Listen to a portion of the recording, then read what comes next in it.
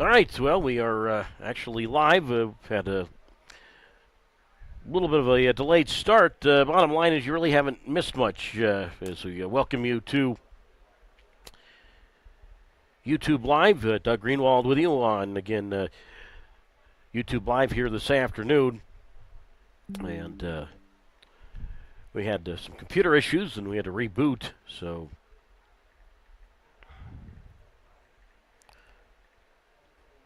I think we are good to go now. So anyway, that's what we are up to here now. I think I had given you I know I had given you the starting lineups, and I think the feed went out right as we approached first pitch. So as I said, we really haven't missed much here this afternoon. We're only two batters into the bottom of the second, and Yolo did not even have a base runner in the first inning. Braylon Skinner led off. He grounded out to third base. Braylon Marine came up next. He grounded to second base, and Braden Blackbird, he flied out to right field. So a 5-3, 4-3, and an F9. That was it in the first inning for Yolo. Now Rocky Mountain has two runners on with nobody out, and Josh Day goes around at a breaking ball, strike one. And the count is at no balls and one strike. So the first two batters have reached Austin Davis, as he normally does, leads off and gets a single to left. And the next batter, Ernie Yake, an infield single on a ball that looked like hit the pitcher, Brandon McPherson. The ball spewed all the way over toward the third baseman, Travis Holt, but his throw to first was not in time. So a single to left and an infield single. So just like that, first and second and nobody out for Josh Day. No score, bottom of the first inning. And the pitch, and Day is swinging a miss at a breaking ball. Strike two, so the count's at 1 ball and 2 strikes. So again, glad you can join us here on YouTube Live. It is very hot here. I've mentioned, by the way, the first pitch today was at 1:07 Mountain Time, 88 degrees, but during the day the sun really beats down on the booth and caused the computer to overheat, and I had to reboot and get a new link. That's why we were a little late as Day takes outside ball 2.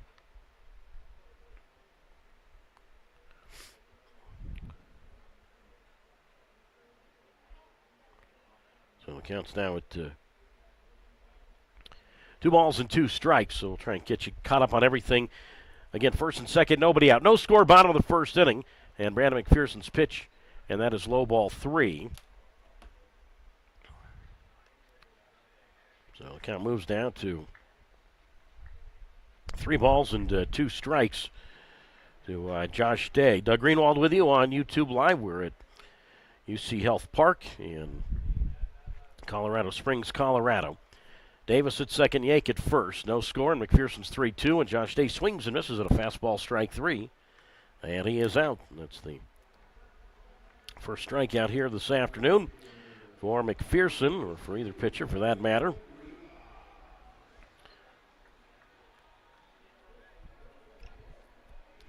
And now it's Steven Rivas who will dig in. Face Brandon McPherson. No score, bottom of the first inning. Yolo and Rocky Mountain. So Davis at second, Yake at first. And the pitch, and breaking ball is swinging a miss, strike 1 to Rivas. And the count is at no balls and 1 strike to Rivas, who had a 2-run double last night. 5 RBIs over his last 2 games. He's got 90 runs batted in this year. The pitch on the way, and that's outside ball 1. And the count's at 1 ball and 1 strike to Steven Rivas. Well, again, and if it happens here, folks, do not blame me, but we still have not seen a home run in this series. As Rivas swings, line drive to first, caught by Blackford, and that's the second out. So the runners get back. I thought for a moment Blackford might have even had a chance to get the unassisted double play, or maybe throw to the shortstop Marine to double off Davis, but Rivas is out. And that is the second out here in the first inning. The bottom of the first, no score. And now here is Dane Tofflin, who comes to the plate to face Brandon McPherson. The average for Tofflin, 290. He has 12 home runs, and he has 49 runs batted in. Outfield medium depth straightaway. No score, bottom of the first. McPherson's pitch, and that's outside ball one. And the count is at 1 ball and no strikes from the second-year Pioneer League player and Brandon McPherson, who played for manager Billy Horton last year with Billings. Outfield fairly deep straightaway. And the pitch, and Tofflin takes low for a ball. Snap through to first, and now the ball in the dirt, and seeing that, hustling over to third base is Austin Davis. I think Davis just took off on the throw. I mean, that certainly was not a stolen base. The pitcher was not in the windup there. That just simply just takes third base. There's no error. The throw was in the dirt, but it was not, I don't think that constitutes an error. The pitch on the way, outside ball three. 3 balls, no strikes.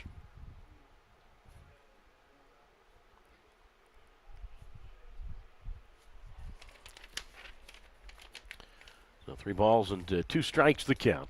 3 balls, no strikes the count. No score. McPherson delivers, and Tofflin fly ball, shallow left field. Gonzalez comes hustling in, and he makes a sliding catch. A nice play there by Jose Gonzalez. And Rocky Mountain does not score in the first inning, despite the first 2 getting on. No runs, 2 hits, no errors, and 2 men left. We go to the second. No score. Yolo and Rocky Mountain on YouTube Live.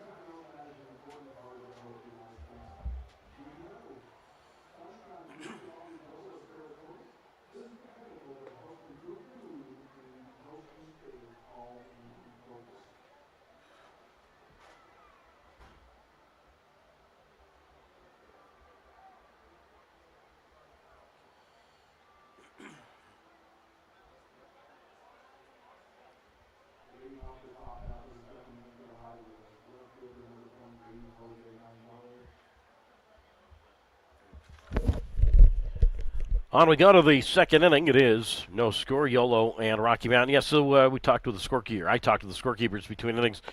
When Davis went second to third, he just simply advanced on a throw or a fielder's choice. That was the play where Yolo catcher Angel Mendoza threw to first baseman Braden Blackford trying to pick off Yake, and as the throw went catcher to first, Davis took off going second to third, but that's not a stolen base. It's not an error, just simply advanced on a throw. 1-0 to Gonzalez, and that's a strike called on the outside corner. 1 ball, 1 strike. In case you missed it, the umpires for today's game, Corey Monroe calls balls and strikes. The umpire at first base is Elliot Sparks, and the umpire around at third is the crew chief, Cody Kernut. Again, we had our computer overheat right around the time I gave the umpires, so just wanted to get you caught up on that. And again, the first pitch today was at 107 Mountain Time, 88 degrees. The 1-2 to Gonzalez, and he swings and drives this one toward left center field. That's going to get down for a hit, and that's going to roll for a while. Left fielder Yake's going to have to track it down right in front of the 8-foot wall. And Gonzalez is going to keep on going to third. He's going to make it safely with a dive. So Jose Gonzalez has a triple. And that ball just kept right on going. Third triple of the year for Gonzalez. So Jose got a good read on that. I mean, that split the gap, no other way to put it. And he ends up at third base, so nobody out. And a good start for the High Wheelers here. And that'll bring up the first baseman in Alejandro Figueredo. The designated hitter. He's the DH today. And Figueredo, 348 for Alejandro. He has 1 homer, 14 RBIs. Those are his YOLO totals. And the pitch is inside. Ball 1 from Zach Ottinger. And again, since we missed the top of the first inning due to the computer overheating, haven't really told you much about Zach Ottinger, although we've seen him quite a few times this year, including this past Tuesday, where he came on in the first inning out of relief. So he's been out of relief and has started in this series. As the pitch on the way is outside, ball 2. 2 balls, no strikes. Ottinger, capital Ottinger, 25 years old, 6 feet, 190 pounds, from the Atlanta area. Second year with Rocky Mountain for Ottinger. Infield is back. They'll give the High Wheelers a run, and the pitch tapped foul to the backstop. Strike 1. So the count's now at 2 balls and 1 strike to Alejandro Figueredo. 2-1 the count. Game 0-0. Ottinger, who played his college baseball at West Virginia, delivers. High fastball, swing and a miss, strike 2. And the count's now 2 balls and 2 strikes. So Ottinger, a crazy game here on Tuesday. You'll recall the High Wheelers in the first inning scored 7 times, knocked Eric Johnson out of the game after just a third of an inning, although Johnson really knocked himself out of the game, walking 5 in the first and ended up getting released a few days later. 2 balls, 2 strikes the count. No score, top of the second inning. Yolo and Rocky Mountain. Gonzalez lead at third, takes it in foul ground. And from the set, Ottinger deals, and the 2-2 just outside. Now they're going to challenge that. Sky Sox are going to challenge that. I say the Sky Sox. Now, I know what I just said. I'm going to mix it around a little bit. As the pitch has been confirmed a ball, so 3 balls and 2 strikes. This is a throwback game, throwback Sunday, and the old, the former AAA team that was here, the Colorado Springs Sky Sox, the Vibes are wearing the old Sky Sox uniforms. The kick on the 3-2, and Figueredo slaps one foul, defensive 2-strike swing right there, slaps it foul right side. 3 balls, 2 strikes, no score, top of the second, Yolo and Rocky Mountain. So all the years I used to come into Colorado Springs, these are the uniforms I'm used to seeing here. So 3 balls, 2 strikes the count. Tanner Smith waits on deck. Gonzalez at third and the 3-2. And that's up and away, ball 4. So Figueredo able to coax a walk out of Ottinger. Figueredo has walked a lot over the last week or so. So it's first and third with nobody out. No score, top half of the second inning. Figueredo, 2 walks last night. And then I know there was a game in Oakland he had last week where he walked 3 times. Walked a couple of times here on Tuesday night. Now the pitch on the way to Tanner Smith, and that's taken for a strike on the outside corner. And the count's at 0 balls and 1 strike, so obviously, perfect opportunity here for Tanner Smith. Outfield medium depth and straight away. No score, and the pitch, and Tanner swings and hits one off the glove of Ottinger. He'll pick the ball up now over on the grass first base side. Underhand toss to Mize, and that retires Smith. But Gonzalez scores. Figueredo moves up to second base, and it's 1-0 Yolo. So give Tanner Smith a run batted in. So 1-0 now in favor of the High Wheelers. By the way, the numbers for Smith coming into today, 278, 4 homers, and he now has 30 runs batted in. So now it's Kirkland Banks who will come to the plate. So obviously Gonzalez scores, and he got Figueredo up to second. So now it's Banks who comes up, and here's a guy who's been struggling a lot. 275, which generally is a good average, but just 2 hits in his last 25 at bats. So 275. 7 homers. He has 30 RBIs. And the kick and the pitch. And Banks swings and misses at a slider from Ottinger. Strike 1. No balls, 1 strike. So, mentioned that game the other night. I say the other night, Tuesday night. First game of the series. No balls, 1 strike. And the pitch, and that's foul to the backstop. Strike 2. And the count's at 0 balls and 2 strikes. with a 1-0 Yolo lead. So Eric Johnson ends up going a third of an inning, and Ottinger came in and ate up about 4 innings of early long relief. And that was the game that, Yolo scored 7 times in the first, but then Rocky Mountain scored 7 times in the second and would come back and take the lead. The 0-2 pitch outside for a ball. 1 ball, 2 strikes. And then Yolo would eventually get to Ottinger in the 4th inning to retake the lead and take it for good. So that's why Ottinger ended up getting the loss. But, that was both starting pitchers didn't get as far as really the 3rd inning. The pitch on the way outside 2-2. Johnson worked a third of an inning, and then the game on Tuesday night, Brandon Mitchell, despite a 7-run lead before he even made a pitch, and Brandon Mitchell only lasted an inning and 2/3. So, as I said, neither pitcher got out of whether it be the 1st inning or the 2nd inning. 2 balls, 2 strikes, the count. And the pitch on the way to Banks is low, ball 3. So 3 balls and 2 strikes to Kirkland Banks, who gets the start at second base today. So Bobby Leday, he gets the day off. Banks, this is his 18th start at second this year. And Leday, the quote-unquote everyday second baseman, he started there 38 times. Figueredo at second to 3-2, and Kirkland a pop-up foul right side. And the count remains at 3 balls and 2 strikes with a 1-0 Yolo lead. Top half of the second. With Travis Holt wetting on deck. But, I don't ever recall seeing a game where each team, through the first 2 innings, had a 7-run inning. The kick of the 3-2 to Banks.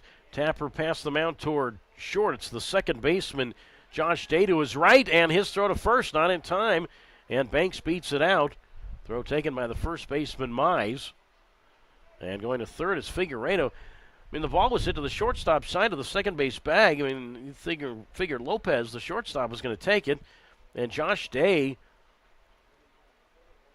moved far to his right. He pretty much stepped right in front of Lopez. And I think just with Banks' speed and the slow reaction of Josh Day, that's why Banks beat it. So Figueredo to third. Banks has an infield single. He'll take a hit any way he can get it. And now a guy who could use a hit comes up, and it's Travis Holt.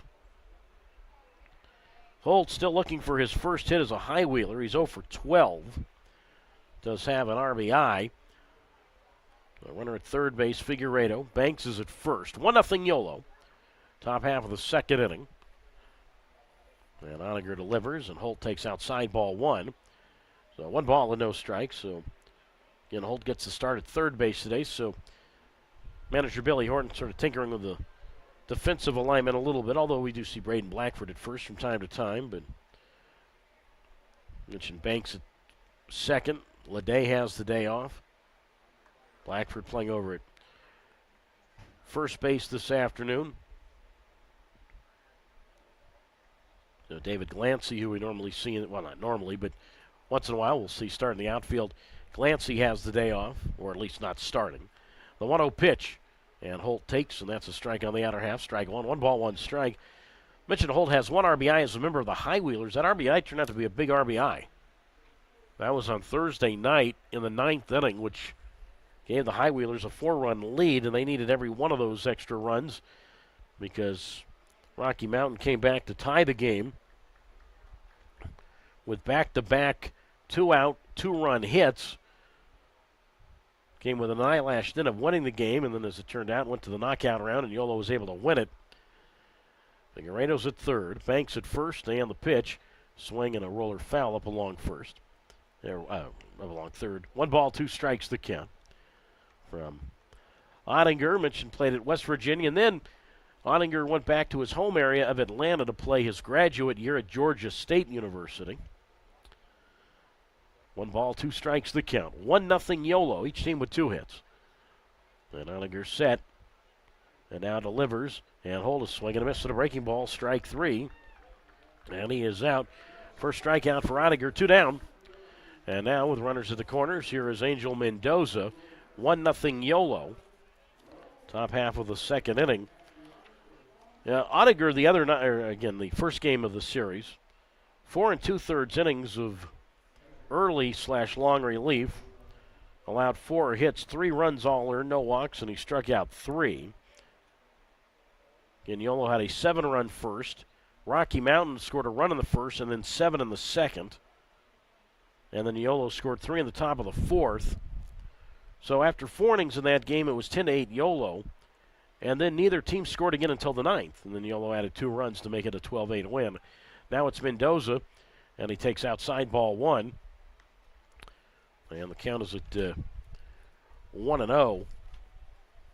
But as I said, I'm not sure the last time I saw a game where each team that early in the game had a 7-run inning. Count to Mendoza's at 1-0. Runners at the corners, and Angel swings on a line drive right back to Ottinger, who makes the catch. Ottinger put his glove up. Well, 2 reasons. One, self-defense, and the other, of course, he's trying to catch the ball. Looked like he had the ball go out of his glove for a moment, but ended up catching it. So Mendoza lines out to the pitcher, and the High-Wheelers settled for just the 1 run. Triple by Gonzalez to lead the inning off, and the RBI ground out by Smith. 1 run, 2 hits, no errors, and 2 runners left. After an inning and a half, it is 1-0 Yolo leading Rocky Mountain on YouTube Live.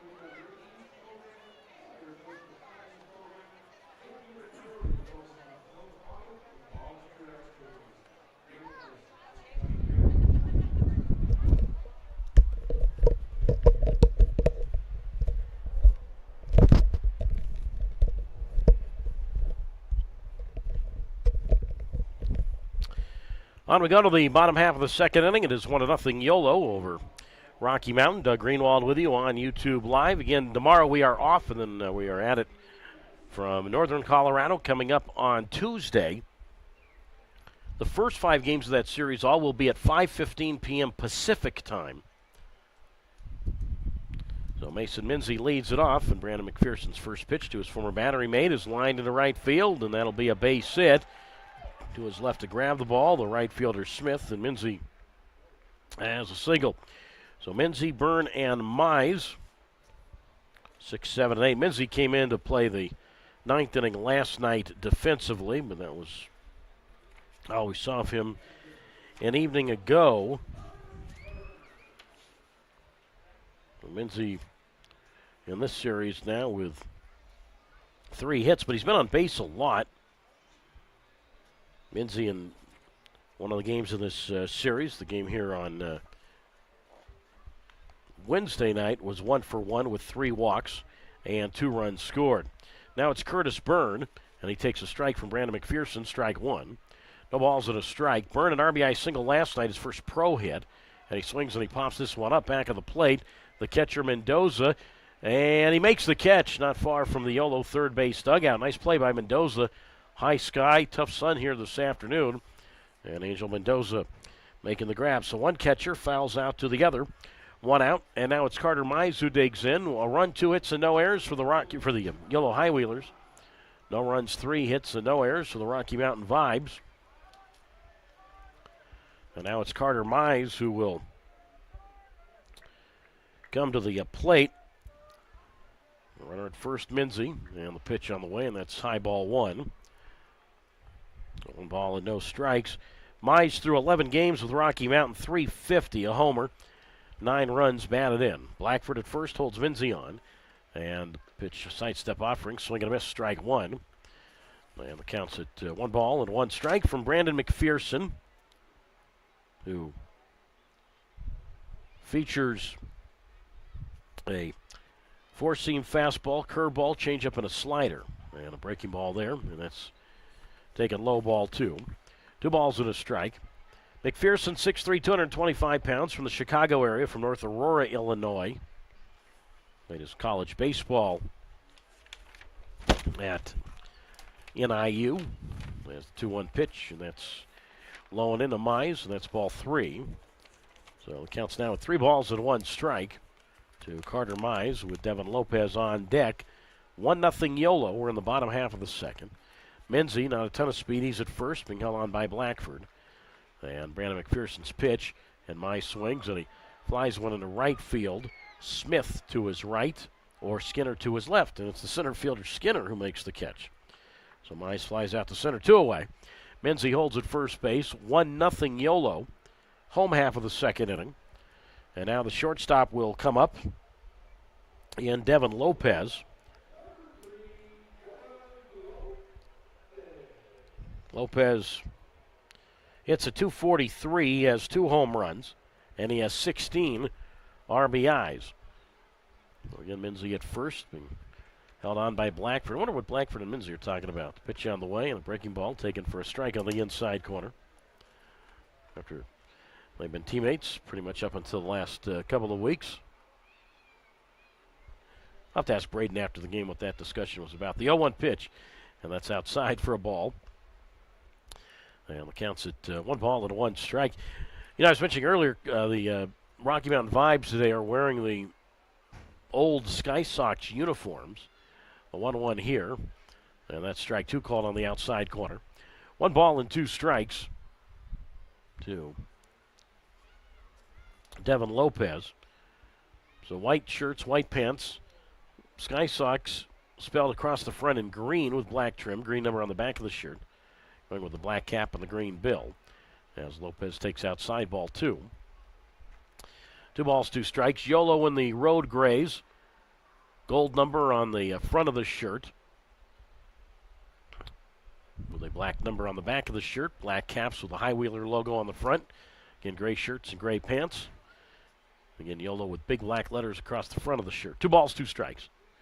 And the pitch, breaking ball, rolled to third base. It's gloved by Travis Holt. And he'll throw crisply over to Blackford at first. And Lopez is out. So back-to-back innings in which the Vibes have wasted a leadoff hit. No runs, 1 hit, no errors, and a man left. We go to the third. 1-0 Yolo out in front over Rocky Mountain on YouTube Live.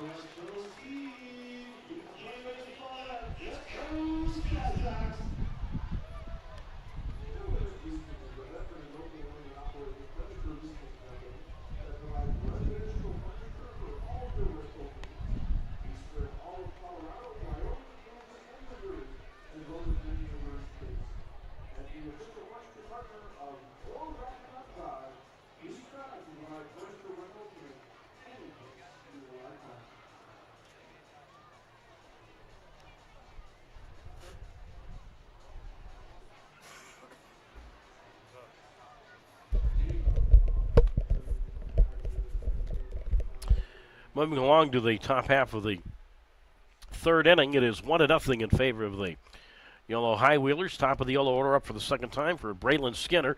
And he hits one to second base, and the ball is booted by Josh Day. Textbook error.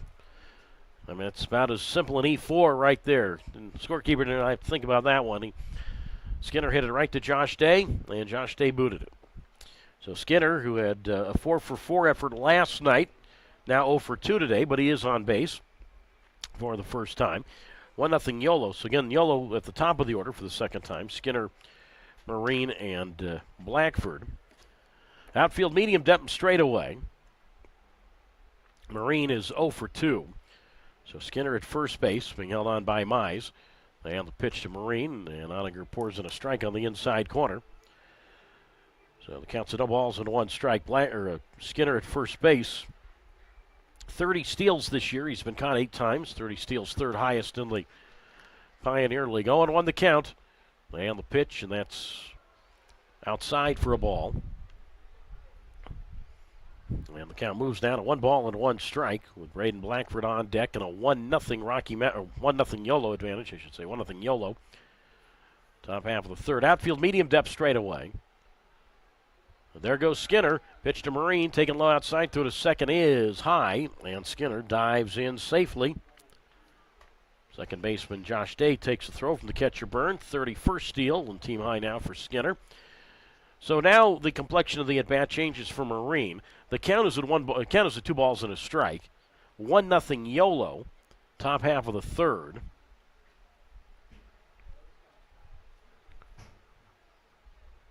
And the 2-ball, 1 strike pitch.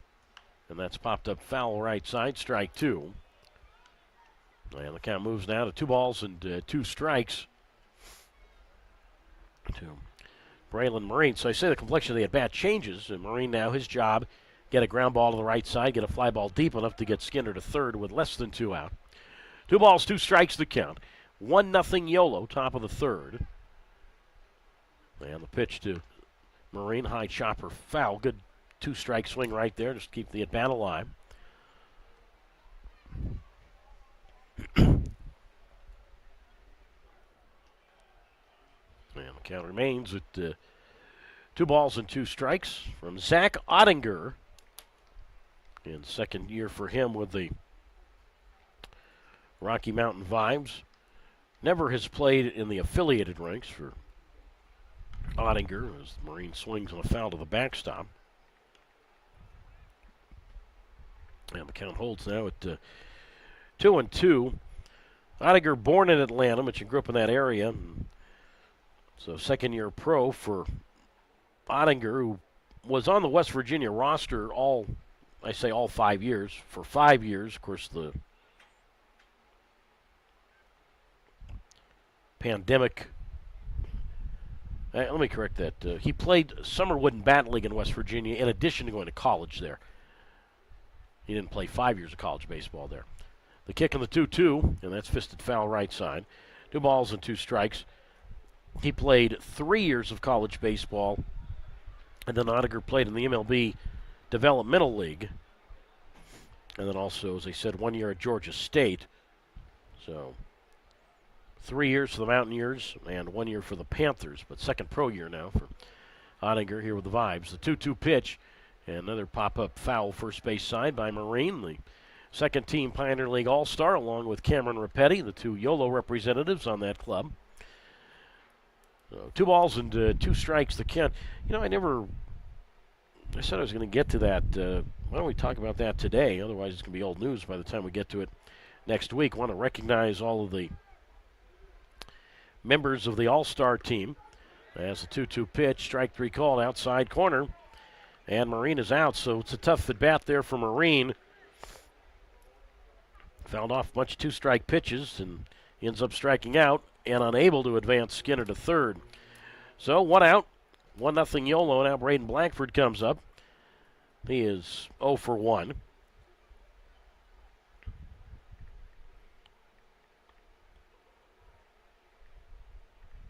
But yeah, we'll talk a little bit about the other All-Star selections as Blackford takes, and that's outside ball 1. 1 ball and no strikes. The midseason All-Star teams that were announced the other day. So you had a first team and you had a second team in the Pioneer League. Outfield medium depth and straightaway. 1-0 Yolo. Top half of the third inning. Skinner at second and the pitch, and Blackford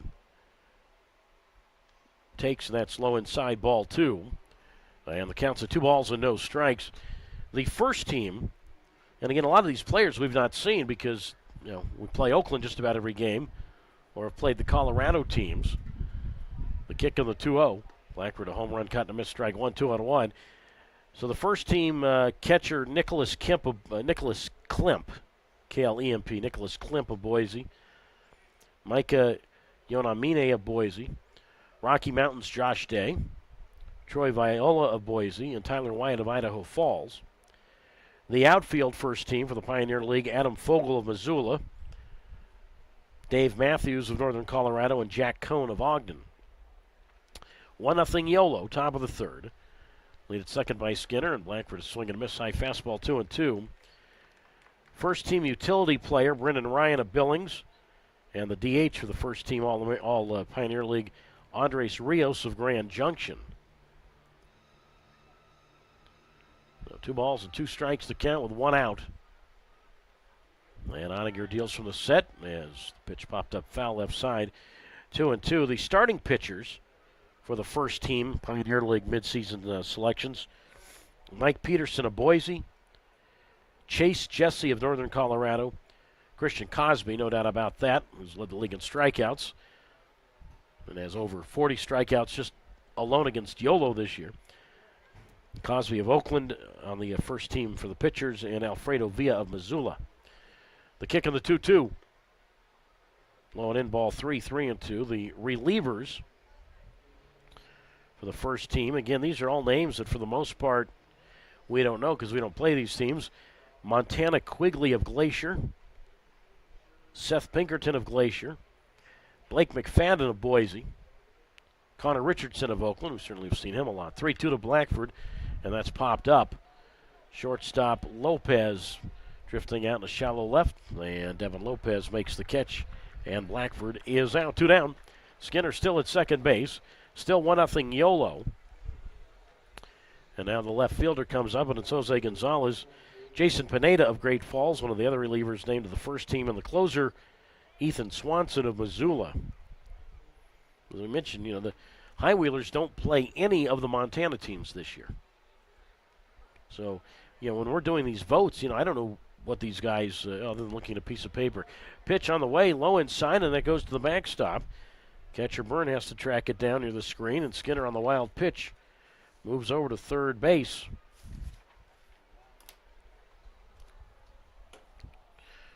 Well, that's what the High Wheelers needed maybe 1 batter ago.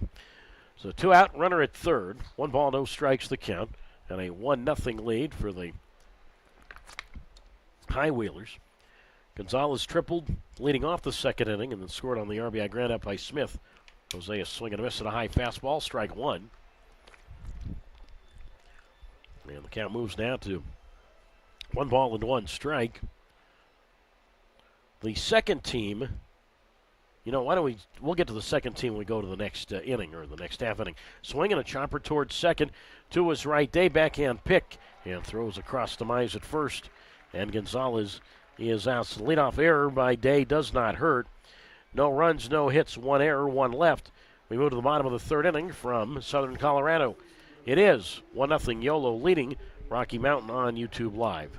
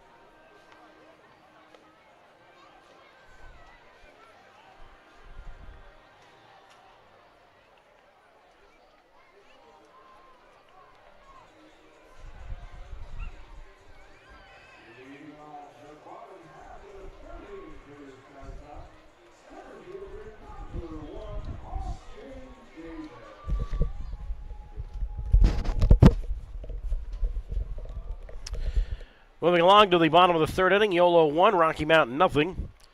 Top of the Rocky Mountain order for the second time, it's Austin Davis, and he swings and rips this one past the diving second baseman Marine. And another hit for Austin Davis. You know, you might as well just put him at first base. I mean, it's just, yeah, I know he did go 0 for 5 in one of these games. I realize that. Left fielder and Smith gets the ball in toward, left fielder Gonzalez gets the ball in toward second. I mean, Davis, of course, we saw him a lot with Oakland, just got traded to Rocky Mountain. Deal that sent outfielder Brett Carson, among others, Stephen Wilmer as well, over to Oakland. Now it's Ernie Yake. He's 1 for 1 in Brandon McPherson's pitch, and McPherson pours in a strike on the outer half, 0-1. But Davis 4 hits in his first game with Rocky Mountain. He also had a 3-hit game. He's got 10 hits in this series. And he's got over 30 hits alone this year just against the High Wheelers. But again, Oakland and Yolo play each other just about every game. 1-0 Yolo, bottom of the third, and the pitch. And that's up and away, ball 1 for McPherson. So it counts at 1-1 strike. Yake, an infield single in the first inning. 1 run, 2 hits, no errors for Yolo. No runs, 4 hits, and 1 error for Rocky Mountain. Outfield medium depth and straightaway. And Brandon McPherson sidestep offering, and Yake swings, and there's another guy you might as well just put at first base. Another base hit for Yake. Line drive center field. So Davis up to second, and Yake, he is now 2 for 2 this afternoon. I mentioned Yake had a 12-hit series against Yolo about a month ago when Rocky Mountain played in Davis. Yake 3 hits last night. So Yake has 12 hits in this series. So he's had back-to-back series in which Yake, back-to-back series against Yolo, in which Yake has had 12 hits. Now it's Josh Day who bats. Well, McPherson, similar trouble as he had in the first inning. Runners at first and second. 5 hits now for the Vibes. But a 1-0 Yolo lead. Josh Day struck out swinging in the first. Outfield medium depth and straightaway. And the pitch on the way, and Josh Day takes in the dirt, and that kicks away from the catcher Mendoza. The ball goes over to the first base dugout. Nobody can find it, and Austin Davis is going to come all the way around to score. Going first to third is Yake. And this game is tied at 1. It'll be a wild pitch, but Mendoza, he couldn't find it. The ball went all the way over toward the Yolo third base dugout. And Austin Davis said, well, I see where the ball is, and I'm not going to tell anybody on Yolo where the ball is. And Davis kept right on coming around, and Yake goes first to third on the wild pitch. So we are tied at 1. The count to Josh Day is at 1 ball and no strikes. Infield back, and the pitch to Day, and that's outside for a ball. So 2 balls and no strikes. We've seen in this series, wild pitches have scored a few runs. High fastball, swing and a miss, strike 1. Count to Josh Day is 3 balls and 1 strike.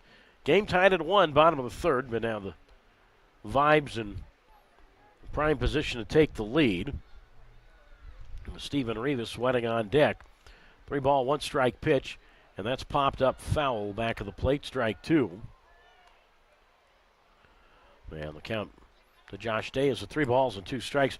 Mentioned we would get to the second team Pioneer League midseason all-star squad. We already gave you the first team. Mentioned Josh Day made the first team for the Pioneer League. 3-2, and that's popped up foul right side. And the count holds at 3 balls and 2 strikes. Game is tied at 1. Yolo and Rocky Mountain, bottom of the third inning. Missoula's Luis Navarro, who's made it as the second-team catcher. Again, this is all second team. Jackson Coots in Northern Colorado, the first baseman. Missoula's Patrick Chung at second base.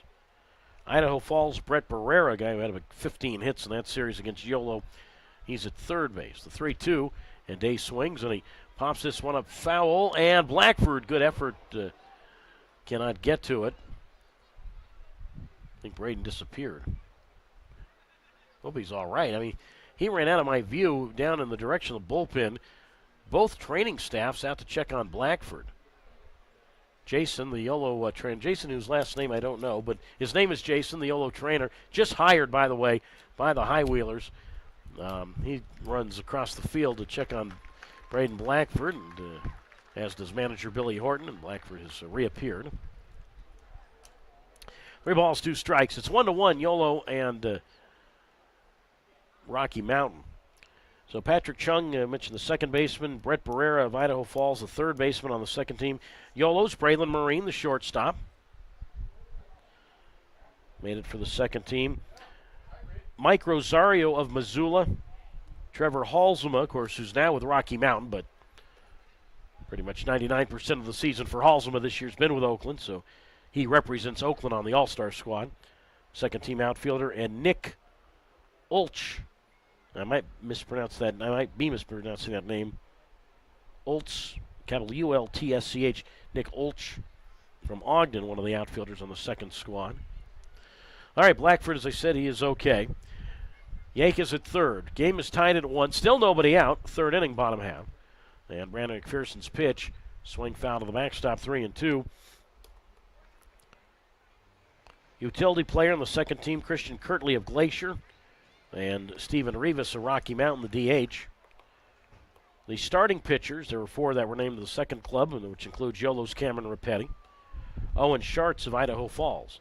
3-2 pitch. Day a high chopper to third. That'll get the run in. Hold up with the ball. Is throw to first. Good pick there by Blackford on one hop. Day is out, but Yake scores. And Rocky Mountain has grabbed a 2-1 lead.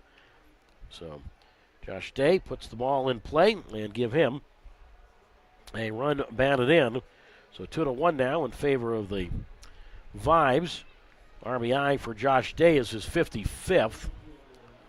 So 1 out, nobody on. A 2-1 lead now for the Vibes. And now it's Stephen Rivas who comes up. And the pitch to Rivas sliced in the air, foul left side, strike 1. And the count's at 0-1 strike. So Cameron Rapetti of Yolo, Owen Schartz of Idaho Falls, Luke Malone of Boise, and Nick Parker of Missoula, the 4 starting pitchers on the second team. Rivas a swing and a miss at a breaking ball, strike 2. No balls, 2 strikes. The closer for the second team, Chandler David of Oakland, who wasn't even signed until almost a month into the season, but right out of the gate had a whole bunch of saves. I think still has 7 saves. And I know he made 1 start. That was against Yolo last week and had 4 shutout innings in that performance. The pitch on the way, the 0-2, and Rivas takes inside 1-2.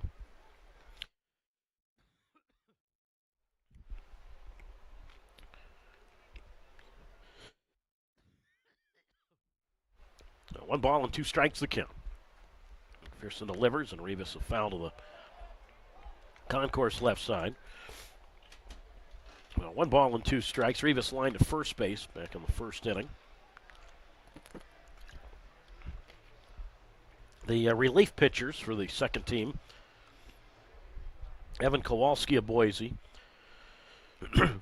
Kyle Pajasic of Rocky Mountain. Of course, Pajasic now with Oakland. Rivas swings and misses a high fastball, foul tipped in the glove of the catcher Mendoza, strike 3. So 2 down, second strikeout for McPherson. And now it's Dane Tofflin, but yeah, Kyle Pajasic.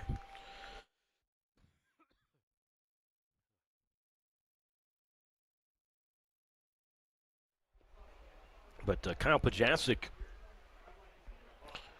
we saw quite a bit in that series in Davis last month, and then he was part of that Austin Davis, Trevor Halsema trade. So Pajasic,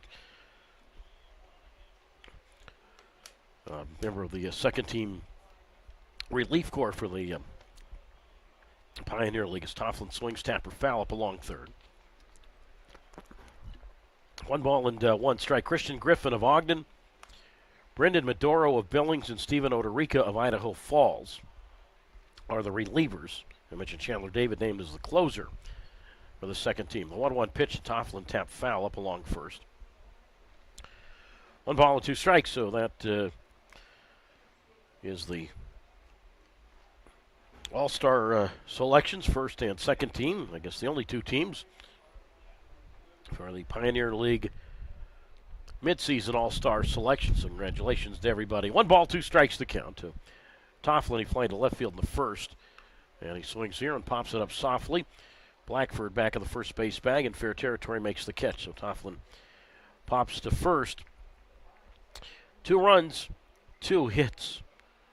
There were no errors and nobody left. We go to the 4th inning. Rocky Mountain 2, Yolo 1 on YouTube Live.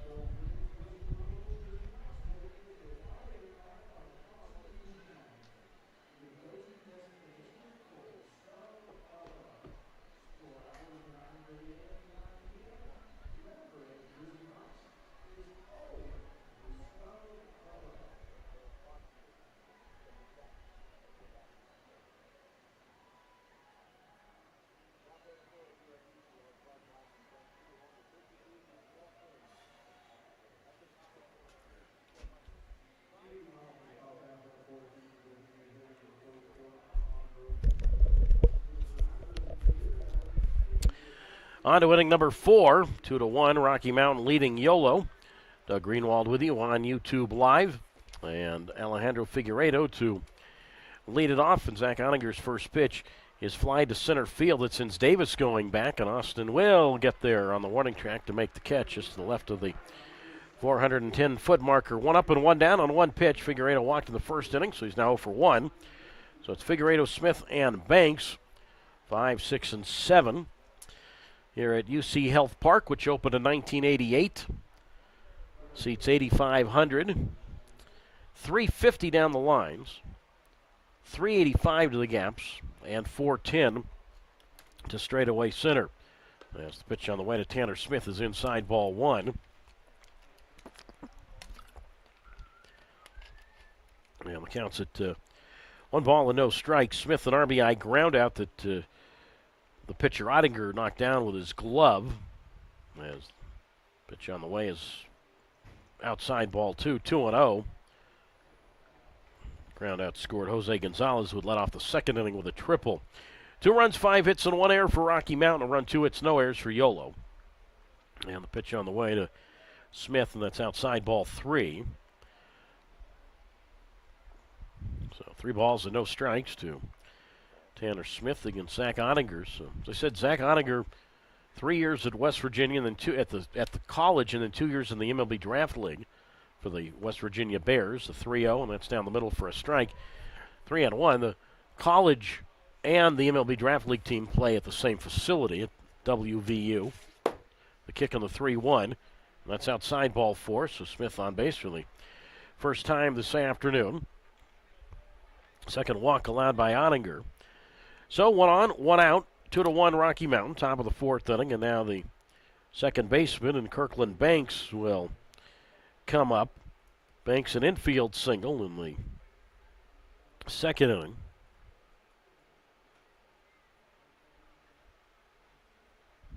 And the pitch on the way to Kirkland, and that's taken for a strike on the outside corner. And the count's at no balls and 1 strike. Smith at first base, 8 steals. He's been caught once. No balls, 1 strike to count. And the pitch, and Kirkland reaches for this one, and the foul to the backstop, strike 2. And the count's at no balls and 2 strikes. The height of the wall going from left to right, 18 feet high from left field foul pole toward left center, and then right in front of the video board and scoreboard, the wall drops down to 8 feet. 0-2 pitch, outside ball 1-1-2.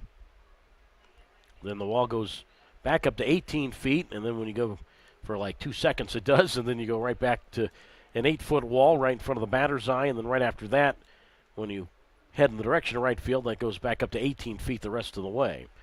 The 1-2 pitch, foul to the backstop, 1-2, so it's 18, 8, 18, 8, 18. Ball has a little bit of a curvature on each side, right by the foul pole. Left field, you got double deck signage. Right field, you got some double deck signage. 1 ball, 2 strikes. Smith at first. And the pitch, and that swung on and line the other way. Right field, base hit. Smith will stop at second as the right fielder Rivas gets the ball in towards second base. So Smith to second. Banks, mentioned coming in, 2 for his last 25, but a couple of singles here this afternoon. So he is 2 for 2. 3 hits now for the High Wheelers. 2-1 Rocky Mountain, top of the 4th.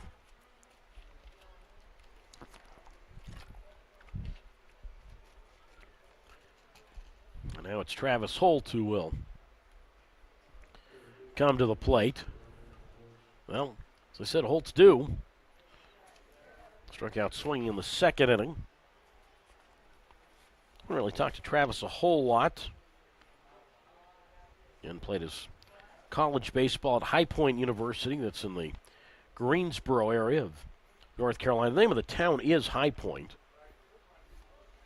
Was a starting player all 4 years there for the Panthers. His collective totals over the 4 years, 313 with 8 homers and 79 runs batted in, a 2-time Big South All-Conference selection. Again, that's an NCAA Division I school, High Point.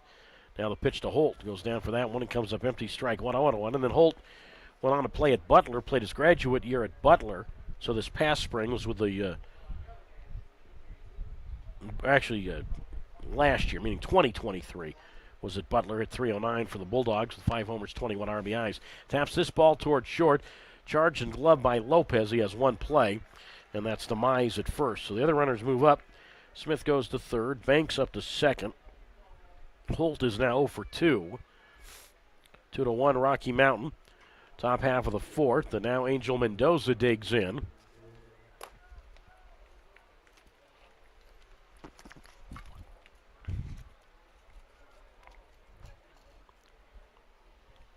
Mendoza line to the pitcher, line back to Ottiger in the 2nd inning. So base hit right here by Mendoza, base hit to the outfield, could give the High Wheelers the lead. And the pitch, and Mendoza takes, and that's a strike on the inside corner. And the count is a no balls and 1 strike.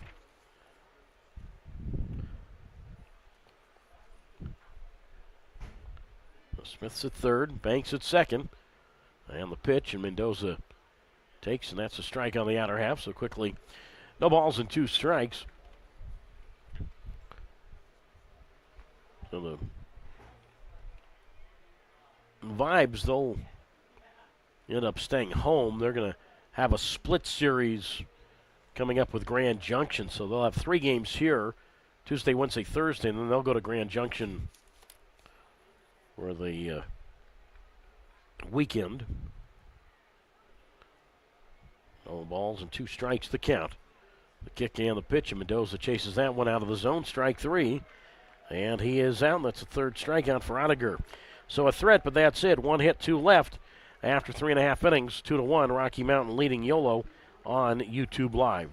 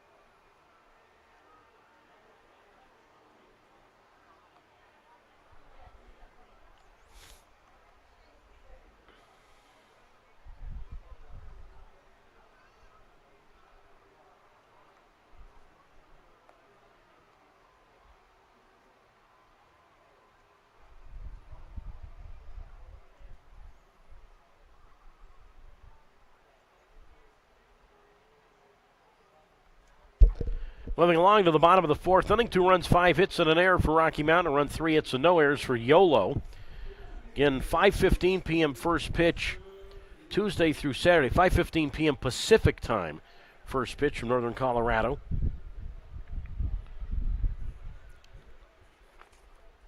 And then Sunday, next Sunday's at 1:05.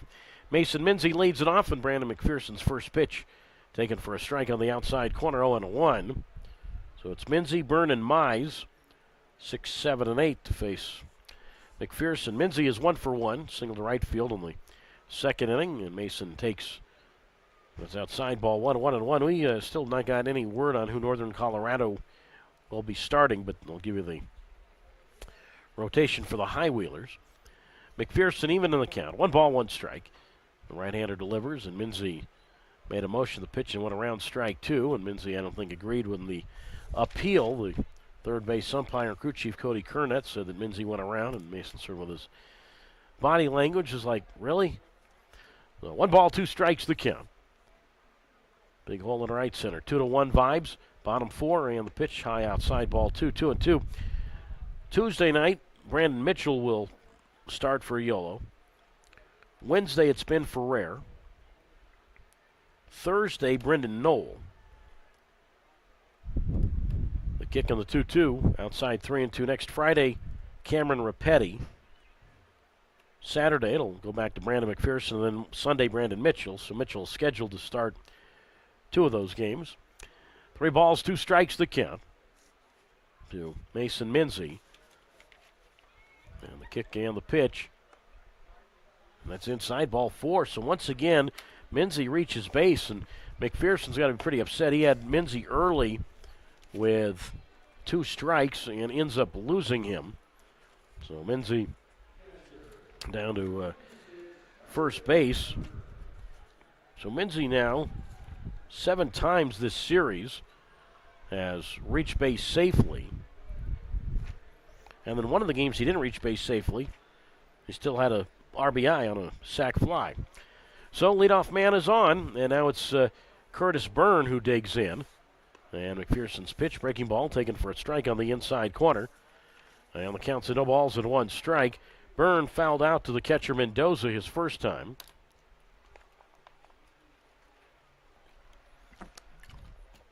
And McPherson delivers, and that's swung on. And hit fair over the third base bag and on down the left field line.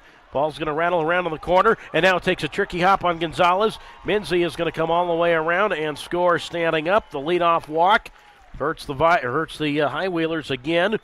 And Byrne an RBI double. It's now 3-1 in favor of the Rocky Mountain Vibes. So Byrne, second hit, second RBI. Not today, but over the last 2 games of his pro career.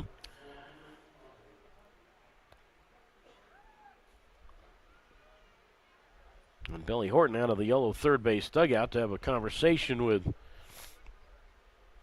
the catcher Mendoza and the pitcher McPherson. Yeah, Gonzalez, I mentioned earlier, there is a wall, both right by the foul pole. By each foul pole, the wall curves around, so that ball, can take a tricky hop, and Gonzalez in left, it's understandable. Had a tough time coming up with that baseball.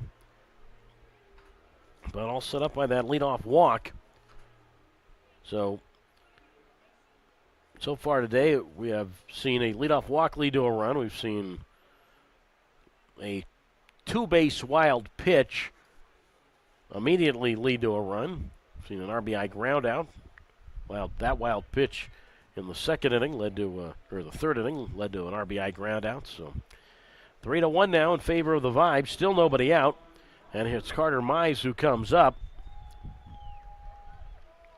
6 hits now for Rocky Mountain.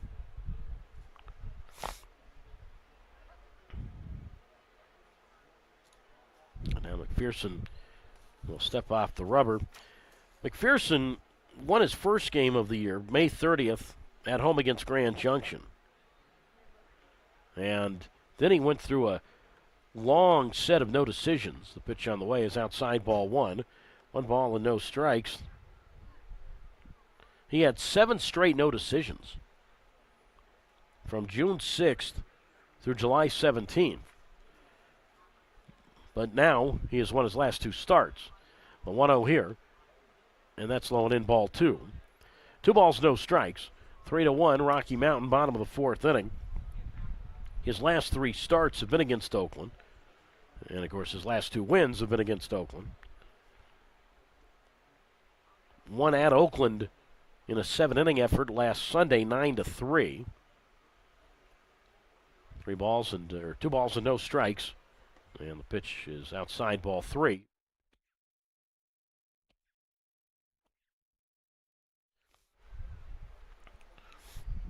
So 3 balls and no strikes the count with Devin Lopez on deck. 3-1 lead for the Vibes. And the pitch, and that's down the middle, strike 2.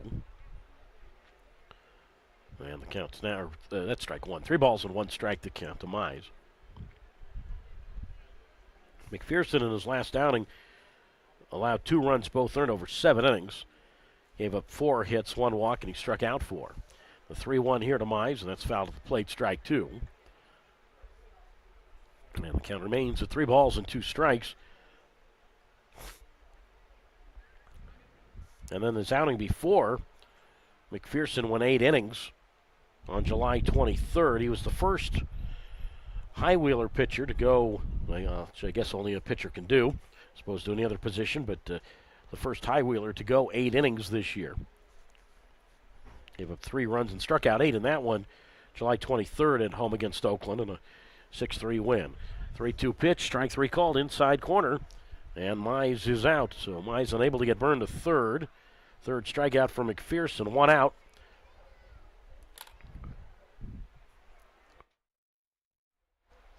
And now it's Devin Lopez who will come to the plate. Lopez 0 for 1. He grounded to third base in the 2nd inning. So 3-1 Rocky Mountain over Yolo, top half of the 5th inning. And the pitch on the way to Lopez, and he bunts one foul to the screen, strike 1.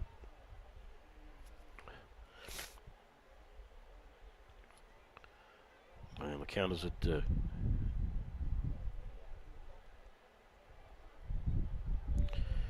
no balls and 1 strike.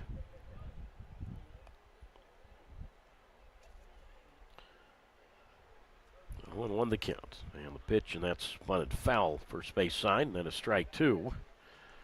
And the count's now at no balls and 2 strikes. Bear with me a little bit, folks. I have a lot under the weather. I think the team has had a little bit of a bug going around, and, well, obviously I'm with the team. And something's got me the last couple of days. A little bit of a head cold. No balls, 2 strikes the count.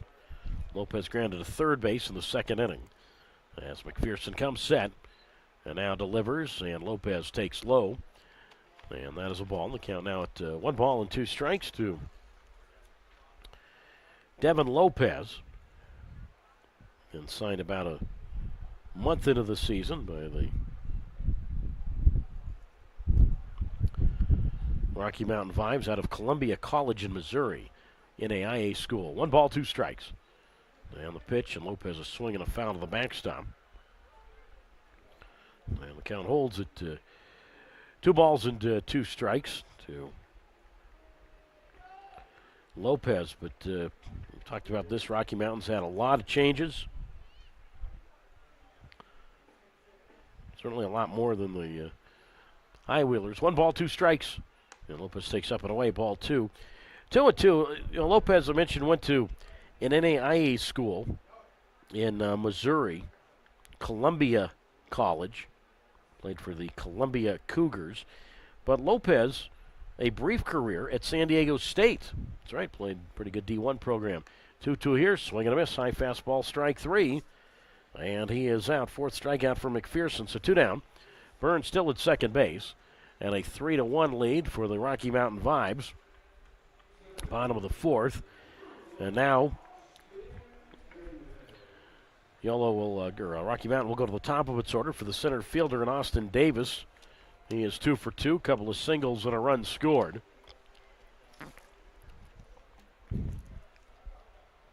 Third baseman and Holt even with the bag and off the line.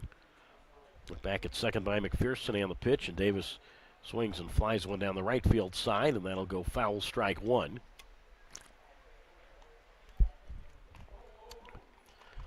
And the count's at no balls and one strike to Davis. This the other night. I'm pretty sure Austin Davis and Zach Ottinger would have been together at West Virginia. So no balls and one strike to count. 3-1 Rocky Mountain. Byrne at second and the pitch, and that is in the dirt for a ball. So 1 ball and 1 strike. But yeah, it's a pretty good baseball program. West Virginia generally is in the NCAA tournament.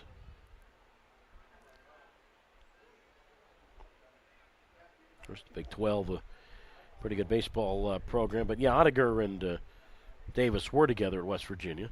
As the 1-1 pitch, low ball 2-1.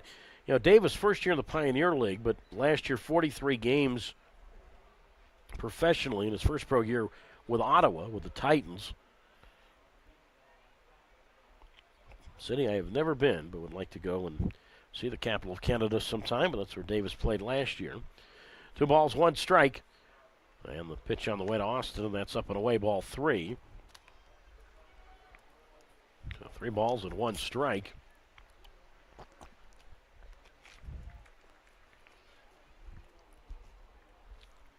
So 3-1 the count with Ernie Yake on deck. Davis getting 10 hits in the series, and he takes, and that's a strike on the outside corner, 3-2.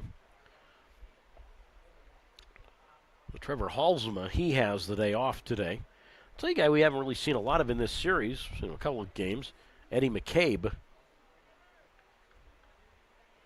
Guy that can play second and third for various parts of the infield for the Vibes. So 3 balls, 2 strikes the count.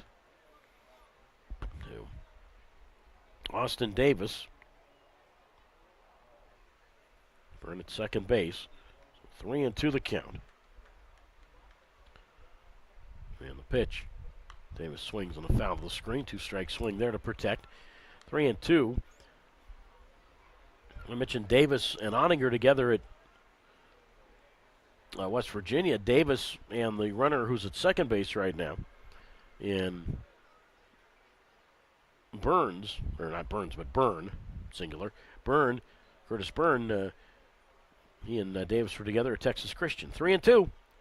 And the payoff, and Davis swings, and he flies this one foul down the right field line.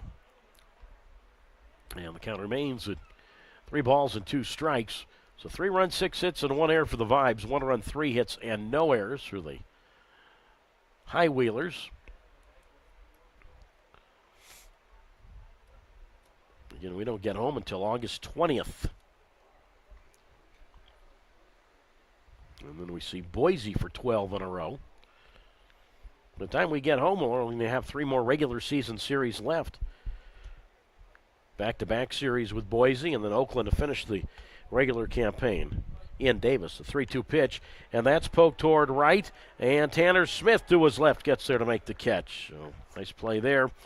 And Austin Davis is retired. 1 run, 1 hit, no errors, and a man left. On we go to the 5th inning, 3-1. Rocky Mountain leading Yolo on YouTube Live.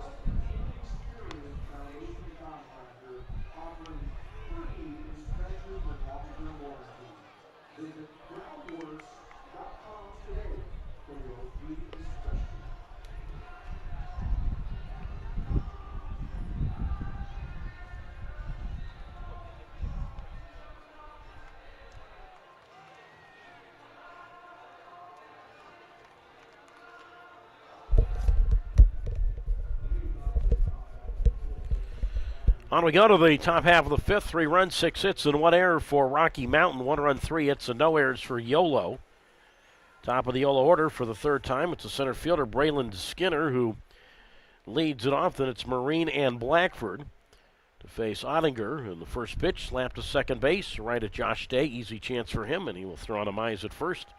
And Skinner is out. So 1 up and 1 down. Top half of the fifth, 3-1, Rocky Mountain. This is Doug Greenwald. You're listening to the Yolo High Wheelers on YouTube Live on this sun-filled afternoon from Colorado Springs. Now it's Braylon Marine who digs in. He is 0 for 2. Outfield medium depth and straightaway. And the pitch to Marine, and that's stroke toward right center. That's going to get down for a hit. Davis, the center fielder, boots the ball, and Marine, seeing that, will go into second base. And even though Davis had booted the ball, Marine, they're going to give Marine a double. I mean, that ball did get out there a good ways. Davis had a long way to go to get that ball, and Braylon Marine had a good read on it, hustled the entire way. And, yeah, Davis did boot it and then picked it up, but Marine was running all the way. So he'll get credit for a double. So no error there, just a straight double for Marine, who's 1 for 3. Hit number 4 for Yolo. 3-1 in favor of the Vibes, though. And now it's Braden Blackford batting with 1 out and 1 on, top of the fifth, and he takes outside ball 1. And the count's a 1 ball and no strikes. Blackford is fly to right, and he has popped to shortstop. 3 runs, 6 hits, and 1 error for the Vibes. A run, 4 hits, and no errors for the High Wheelers. Outfield medium depth straight away, and the pitch low and into Blackford. And that is ball 2 from Zach Ottinger. So 2 balls and 1 strike. Mitch and Ottinger, we have seen a few times this season, not only on Tuesday night out of the bullpen, but we've seen him a few times in Davis. The kick on the 2-0, and that's a strike called on the outside corner. 2 balls and 2 strikes. Ottinger was the starting pitcher on July 11th in Yolo. That was an 8-7 Rocky Mountain win. He got a no decision. The 2-1 here, swinging a miss high fastball. And the count's at 2 balls and 2 strikes. Blackford in that game specifically against Ottinger, was 1 for 3. The single. But Ottinger in that game went 5 innings, gave up a couple of runs, both earned. Gave up a home run to Kyle Guerra. Kyle's only homer as a High Wheeler. 2-2 pitch, and Blackford chops this ball to short. Playing back on the ball is Lopez, and he will throw over to the first baseman, Mize, and Blackford is out. 2 away. Holding at second base is Marine. 3-1 in favor of the Rocky Mountain Vibes, and now it's Jose Gonzalez who will come up.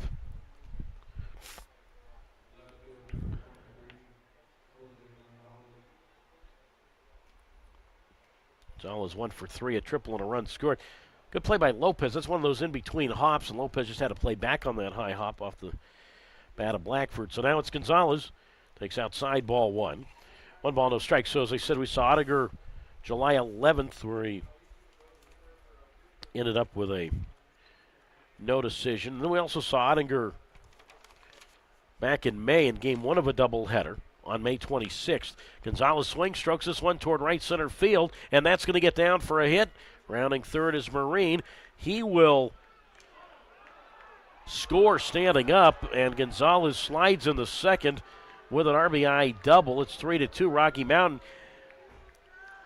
You heard me hesitate there. That was a close play at second, and Marine didn't get quite to home plate.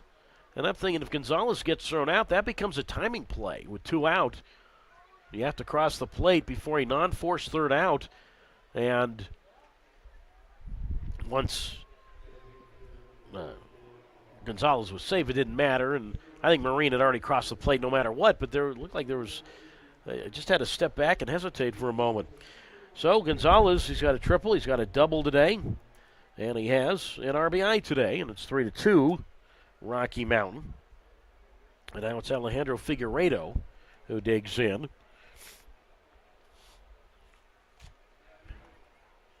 So Jose Gonzalez mentioned has a RBI. So RBI for Gonzalez is his team high 55th. Now Figueredo swings, ground ball second base. Josh Day near the second base bag up with the ball. Will throw to Mize at first. And Figueredo is out. Marina double, Gonzalez an RBI double. 1 run, 2 hits, no errors. 1 man stranded. Halfway done. We go to the bottom of the 5th inning this afternoon. It is now 3-2, Rocky Mountain leading Yolo on YouTube Live.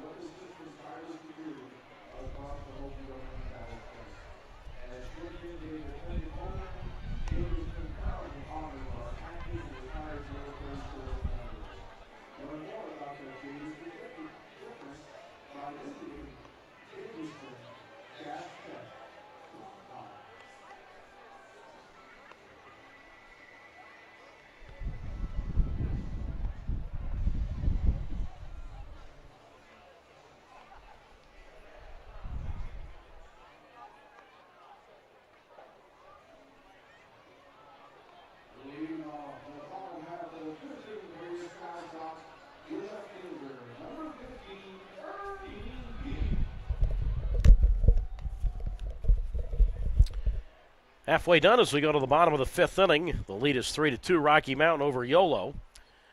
And Ernie Yake leads it off against Brandon McPherson, who kicks and delivers, and that's up and away, ball 1. 1 ball, no strikes. Yake, Josh Day, and Rivas, 2, 3, and 4 to face McPherson. Yake, he's 2 for 2. Couple singles, runs scored. And the pitch, and that is low inside for a ball, 2-0. I'll tell you the last thing about Zach Oninger, who, of course, is now through 5 innings today for Rocky Mountain, but mentioned that Oninger, it's his 4th outing this year against Yolo, as the 2-0 pitch is a strike called on the outside corner. 2-1. And again, he worked 3 2/3 innings in game 1 of a doubleheader on May 26th at Dobbins Stadium. The kick on the 2-1, and that's called strike on the outside corner. So 2 balls and 2 strikes. Game he worked back in May in Davis. That was a Rocky Mountain 10-7 win, in which the Vibes scored 6 runs in the 6th. The 2-2 outside ball 3. 3 balls, 2 strikes. Remember, that was a doubleheader game, so when you score 6 runs in the 6th inning, that's like scoring 6 runs in the 8th inning. 3 balls, 2 strikes, the count. 3-2, Rocky Mountain, bottom of the 5th. And the 3-2 pitch. Strike 3 call, outside corner. Now, Yake would like that challenged.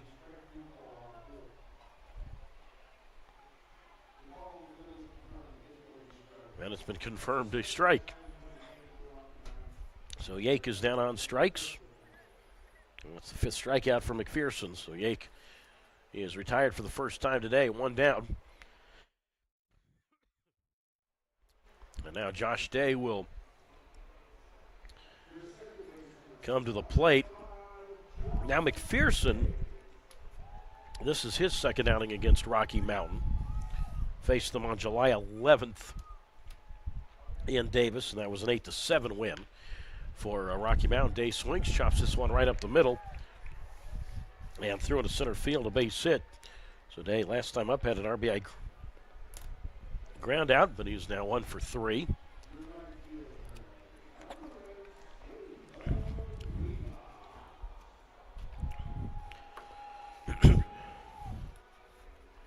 Now it's Rivas who will come up. He is 0 for 2. So Josh Day, the runner at first, being held on by Blackford, and the pitch to Rivas, and he lines this one toward right. Smith back, and Tanner makes the catch. And Rivas is out 2 away. Josh Day back to first base. 3-2 Rocky Mountain, bottom half of the fifth inning.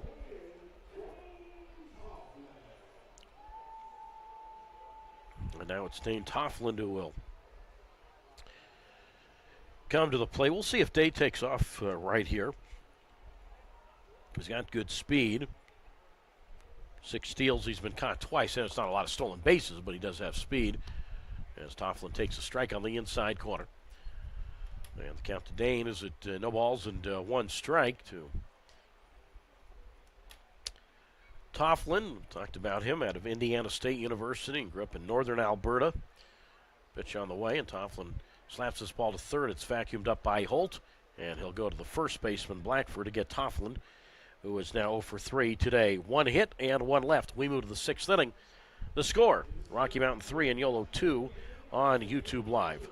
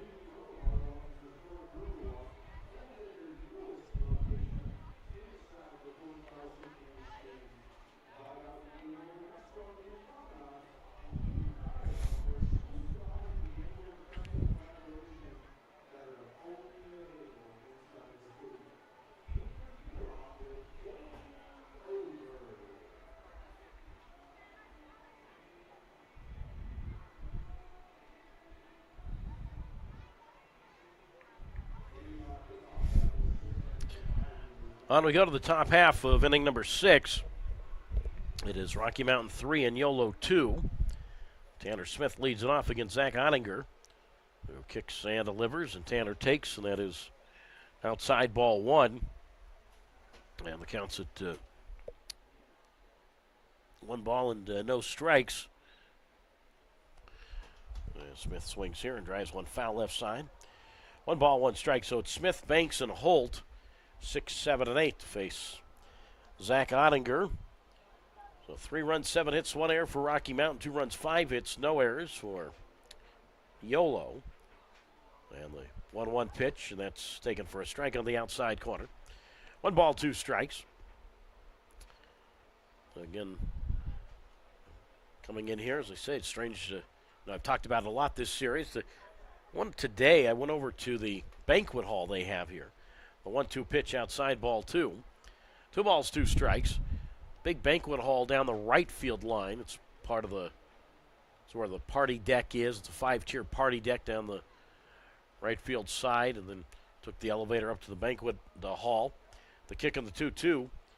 Outside ball 3, 3-2. It's just went up there about maybe 11:15. Got some really nice pictures. You got a high view of the field down the right field line, and then you look the other way, and that's where the mountains are. Some nice pictures of the Rockies. The kick of the 3-2, and that's fouled off left side. And the count remains at 3 balls and 2 strikes to Smith, who is 0 for 1 with a walk and an RBI today. 3 runs, 7 hits, and an error for the Vibes. 2 runs, 5 hits, no errors for the High Wheelers. But I don't know if I'd ever been up there, despite all my years coming to this ballpark. A 3-2 pitch. And that's low and in ball 4, leadoff walk. So Smith is on base for the second time this afternoon. And now Kirkland Banks will come to the plate. He is 2 for 2 today, so I went up there about 11:15, and as I said, it's been rather hot here in the Springs, and there is no ventilation, no air conditioning at all in the press box. Just go with the old school fans. As pitched Banks, and it was called a ball, but Rocky Mountain would like to challenge.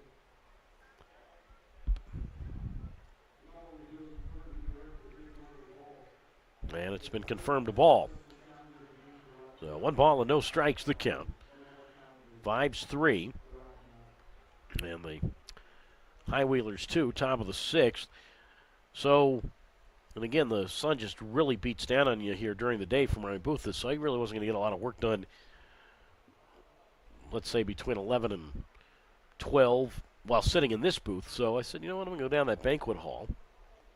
And went down there, took the elevator up.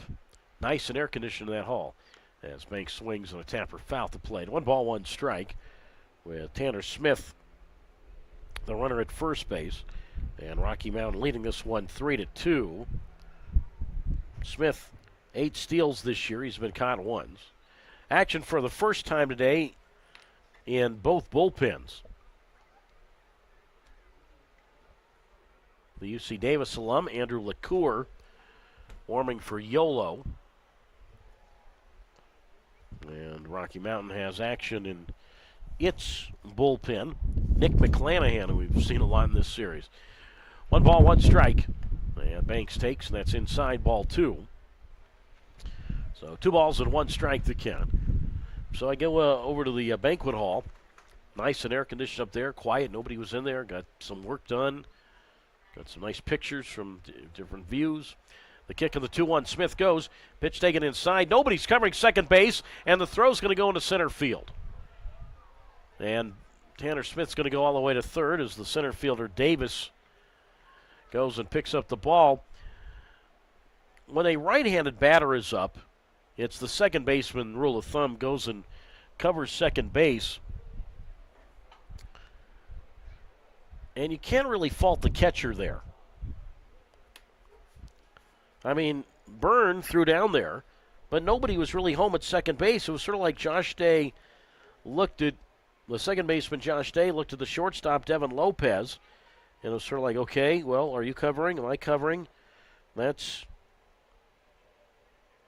what really happened right there.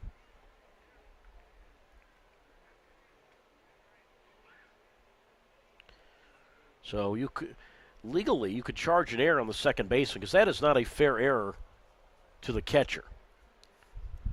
So we'll worry about that later. Smith does get a steal, though.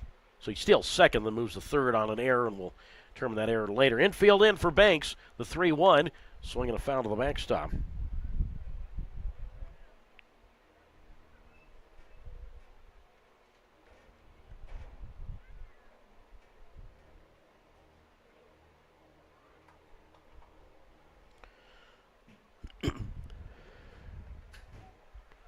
So 3-2 the count.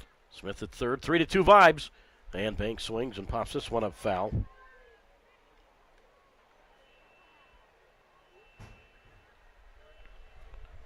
So 3 balls and 2 strikes the count. But anyway, we'll worry about that later. One way or another, it's an error.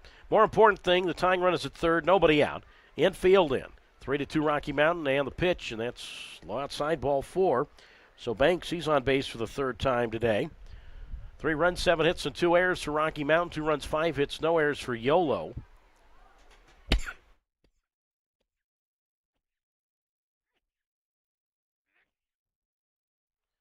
And that is going to be all for Ottinger. And we're going to see Nick McClanahan as the pitching coach. Mark Goodman will come out and make the move. So we have a change. We're in the top of the 6th inning.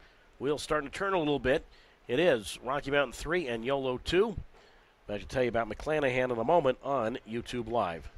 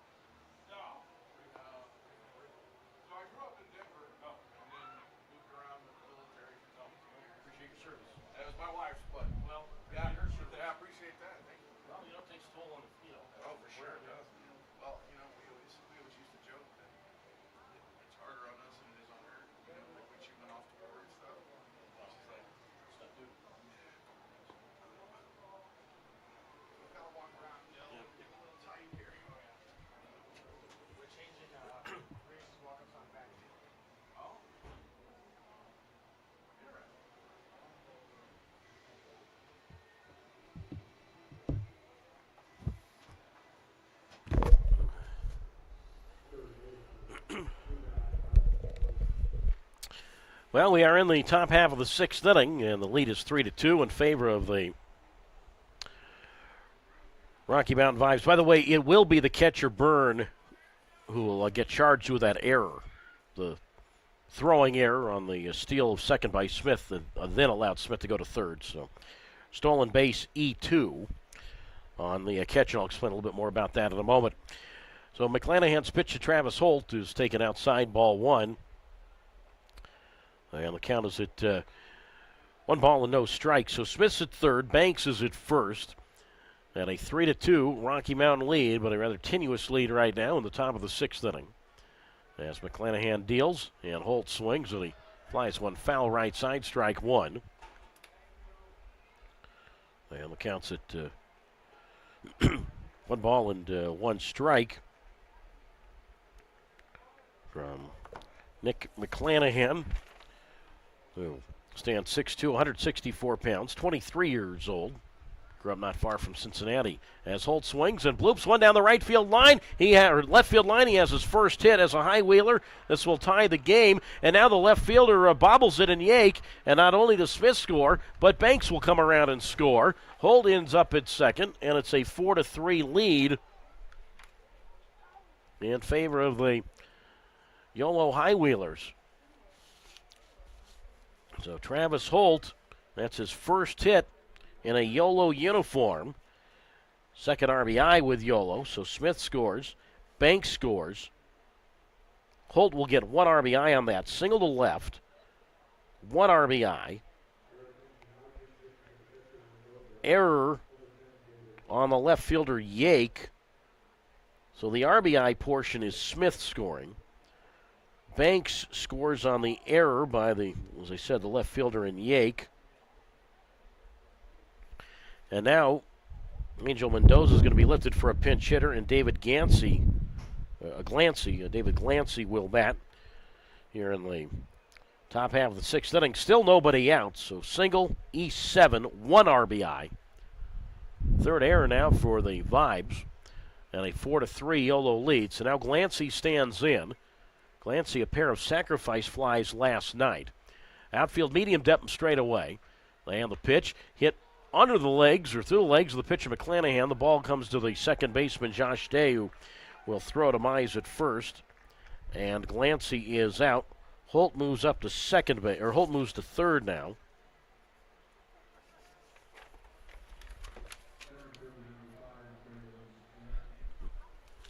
That play will go 1-4-3 because McClanahan did touch the ball.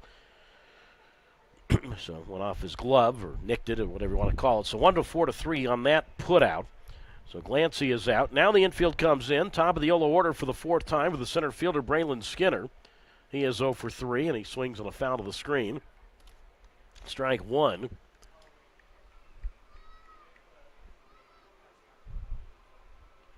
So no balls and 1 strike to count. Doug Greenwald with you on YouTube Live. 4 runs, 6 hits, no errors for Yolo. 3 runs, 7 hits, and 3 errors for Rocky Mountain. Skinner has reached base once today on an error, and he takes outside for a ball. And the count moves now to 1 ball and 1 strike. All right, so let's get back to that error, the throwing error on the catcher, Byrne. Even though it's the responsibility of the second baseman, in that case, Josh Day, to cover, scorekeeper explained, he says it really wasn't a good throw to begin with, the 1-1. Outside ball 2, 2-1. The ball hit the lip of the grass, so the throw wouldn't have been good regardless. Even if Day was there, Day probably would have fielded it. But anyway, the catcher charged with that error after the Tanner Smith steal. So the steal for Smith and then the E2 on the catcher, Byrne. Next pitch outside, ball 3 for McClanahan. So 3 balls and 1 strike to count. And we've seen McClanahan several times in this series, where McClanahan, since joining the Vibes, as Skinner swings and he pops this one up, probably will not get the job done, and in a foul ground to make the catch is Lopez. So that was a long run for Devin Lopez. He was playing in on the grass and then had to go and backtrack and circle and in foul territory made the play. So Skinner fouls out to shortstop. So 2 out. And now the infield moves back. And now it's Braylon Marine. McClanahan, no wins, no losses. 8th appearance all out of the bullpen, 1.13 ERA. Total of 9 strikeouts through 8 innings coming into today. Well, again, those are his Rocky Mountain totals. So now it's Marine who's 1 for 3, double and a run scored in the 5th. 4-3 High Wheelers, and Marine swings, drives one toward left center. That's going to get down and roll for a while. Far to his right, the center fielder Davis, as Marine's going to hustle in the second, and he dives in there with an RBI double. That scores Holt, and it's 5-3 now Yolo. So Braylon Marine has his second double this afternoon. Both have gone to center field. So Marine now 2 for 4. And now Braden Blackford will come to the plate. RBI for Braylon Marine is his 51st. Well, this all started on the walk to Smith. See, it's okay when Yolo leads off with walks and then takes advantage. That's okay. It's the other way around I don't like. And then Banks walked, and then been a couple of errors in this inning, so 5-3 now Yolo. So it's Blackford's turn. He's 0 for 3.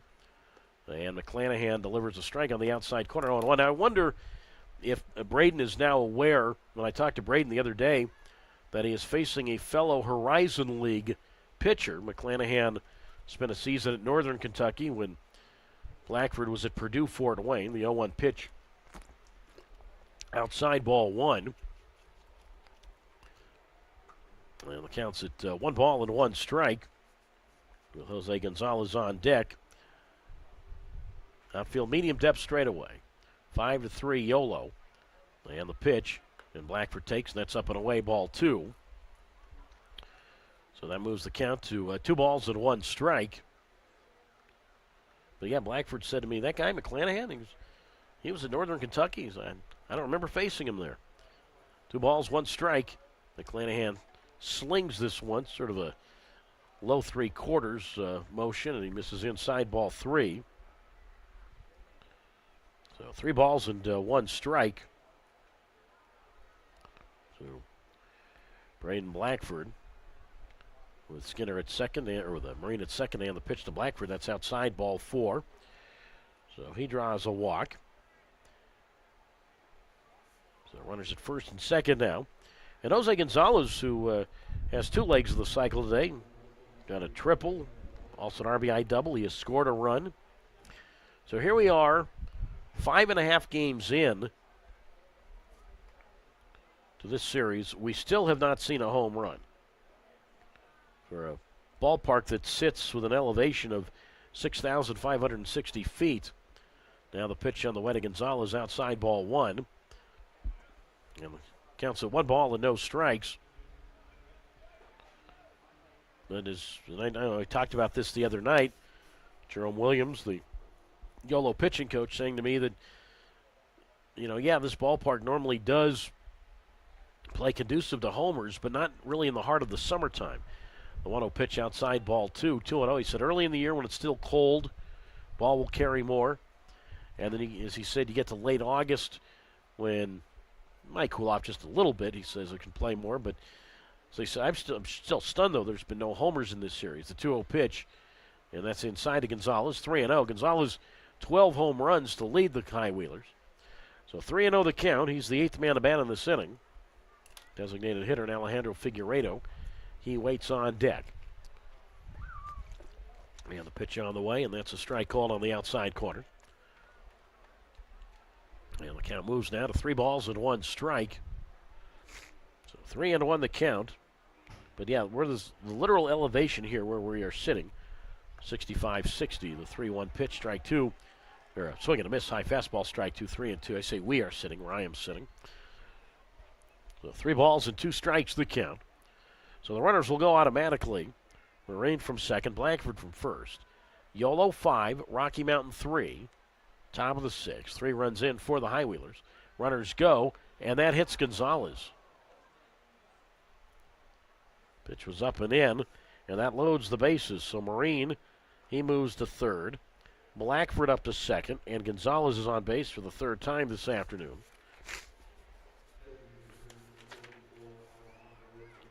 And now the 9th man to bat in the inning comes up, and Alejandro Figueiredo mentioned LaCour, and I mentioned this a while back, but LaCour likely is going to be the next pitcher for Yolo. Brandon McPherson, unless something weird happens, and he comes back out for the next inning, but it doesn't look like that'll be the case. McPherson will leave in line for the win, but we know that's a long way to go before you really worry about it, but it's just worth mentioning because it is true. So Goodman, pitching coach. I've had a chance to get to talk to Mark Goodman. Had a chance to coach the Russian Olympic, I don't know if it was an Olympic baseball team, but an international team. Was the pitching coach for a team from Russia. Doesn't speak much Russian, he told me, but said that they got put up in nice quarters, and Russia had a lot of protection from the government up there. So now it's Figueredo 0 for 2 in the walk. Bases loaded, and the pitch outside from McClanahan, ball 1. So 1 ball and no strikes. We have a moment here, be a big 2-out hit for Figueredo, who's been scuffling a little bit of late. McClanahan worked 1 shutout inning last night as he deals, and that's a strike called on the outside corner. 1 ball, 1 strike. So 4th appearance of the series for McClanahan. 2 shutout innings here on Tuesday with 4 strikeouts. There's the 1-1, and that's swung on by Figueredo and flies softly to right field to his right, Rivas. And Steven Rivas, the right fielder with the shades on, he makes the catch, but this 9-batter inning started on the leadoff walk to Tanner Smith, and it results in 3 runs for Yolo. There were 2 hits, 2 errors, and Yolo leaves the bases loaded. We go to the bottom half of the 6th inning. Andrew LaCour will be the new Yolo pitcher when we get back with a score. It is Yolo 5 and Rocky Mountain 3 on YouTube Live.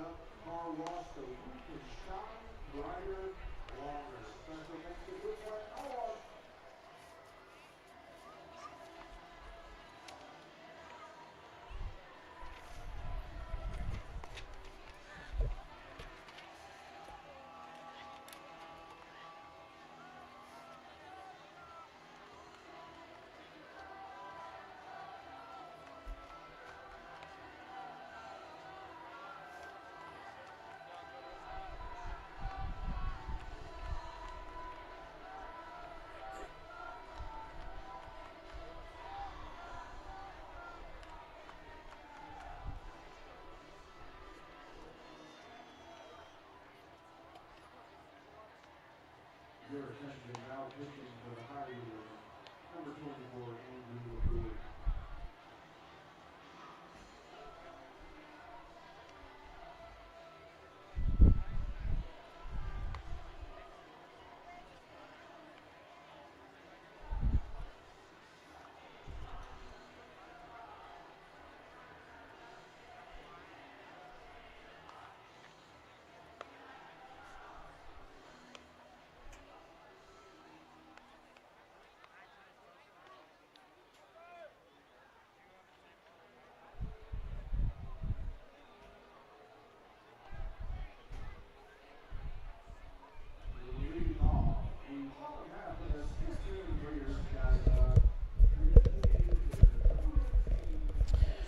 On we go to the bottom of the 6th inning. 5 runs, 7 hits, no errors for Yolo. 3-7-3 for Rocky Mountain. And indeed, Andrew LaCour The UC Davis alum is the new Yolo pitcher.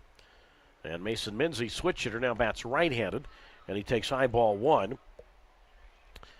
And the count is at 1 ball and no strikes. So it's Minzy, Byrne, and Mize. Face LaCour, who had his pro debut a few nights ago, and he misses inside ball 2.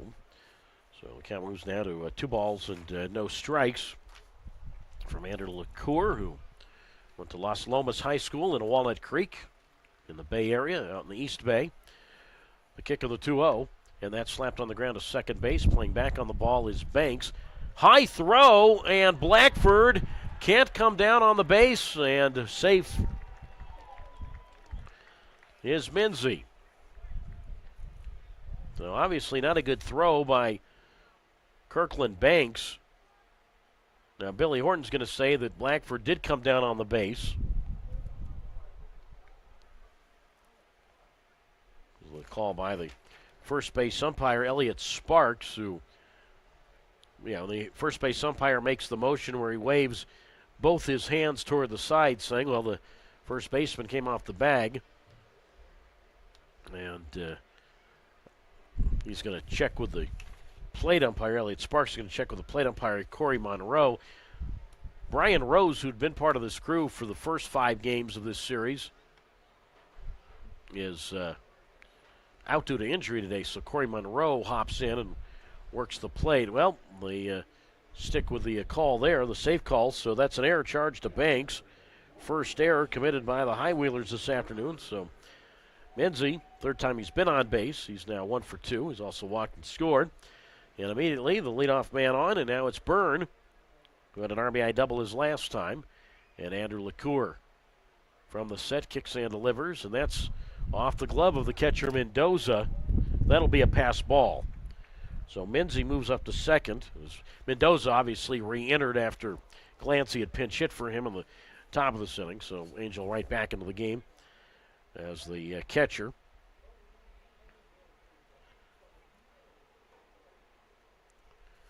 So the count's at 1 ball and no strikes. So Minzy up to second. Again, that was a passed ball. 5-3 Yolo. And the pitch to Byrne, and he takes a strike on the outside corner. So the count moves to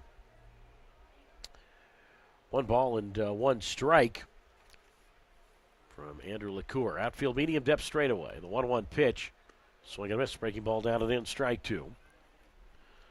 And the count moves. Count is now 1 ball and 2 strikes. LaCour, capital L, little a, and then capital C-O-U-R. 6'2", 190 pounds. 22 years old. The 1-2, swing and a miss. Breaking ball down and away, strike 3. And that is the first out. So he's unable, Byrne is unable to advance Minzy. That's the first strikeout for LaCour this afternoon. And now it's Carter Mize who digs in as a tying run. He is 0 for 2. Anyway, LaCour, 6'2", 190 pounds, 22 years old. 4-year pitching career at UC Davis. And now it's Mize who digs in. He is 0 for 2. Outfield median depth and straight away. 5-3 Yolo, bottom of the 6th inning. And now LaCour will step off the rubber. By the way, total paid crowd here this afternoon, 2,095 on this warm Sunday from Colorado. Pitch on the way to Mize, hit foul up along first. And it counts at no balls and 1 strike.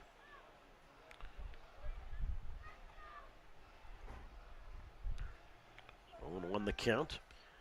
There's LaCour. Long black hair on the back of his black cap, delivers. Swinging a tapper foul at the plate. And the count is at 1 ball and 2 strikes. So Brandon McPherson today for the Yolo High Wheelers, the starter, 5 innings, 7 hits, 3 runs all earned. Walked 1, and he struck out 5. Made at second base by Minzy, and the 0-2 pitch Outside ball one. 1-2 strikes. Zach Ottinger today for Rocky Mountain, 5 innings plus. Allowed 5 hits, 4 runs, 3 earned. He walked 4, struck out 3, and offered a wild pitch. The 1-2 pitch here. Swing. Ground ball towards second. Knocked down by Banks. Throws sort of first. Not in time. And that'll be a base hit. That was a little tougher play. Moving to third is Minzy. Remember, Banks made an error to open this bottom of the 6th. Right now it's 5-3 Yolo leading Rocky Mountain. The ball that Mize just hit, Banks had to take a step to his right. And it was a hard hit ball. And I wouldn't call that necessarily a routine play. So that'll go as an infield single for Mize. So now it's first and third. And now the possible go-ahead run comes up. It's Devin Lopez who's 0 for 2. And Andrew LaCour kicks and delivers. And that's hit foul right side, strike one. No balls, 1 strike. So I asked Billy Horton, I said asked the Yolo manager, I said, what was, aside from the fact that LaCour went to UC Davis, I said, what was the connection you had with LaCour in getting him signed? No balls, 1 strike. LaCour deals, and that swung on and driven down the left field side and foul into the Yolo bullpen. Strike 2. No balls, 2 strikes. And he said, it wasn't me. It was Jerome Williams, the pitching coach. And LaCour had reached out to Jerome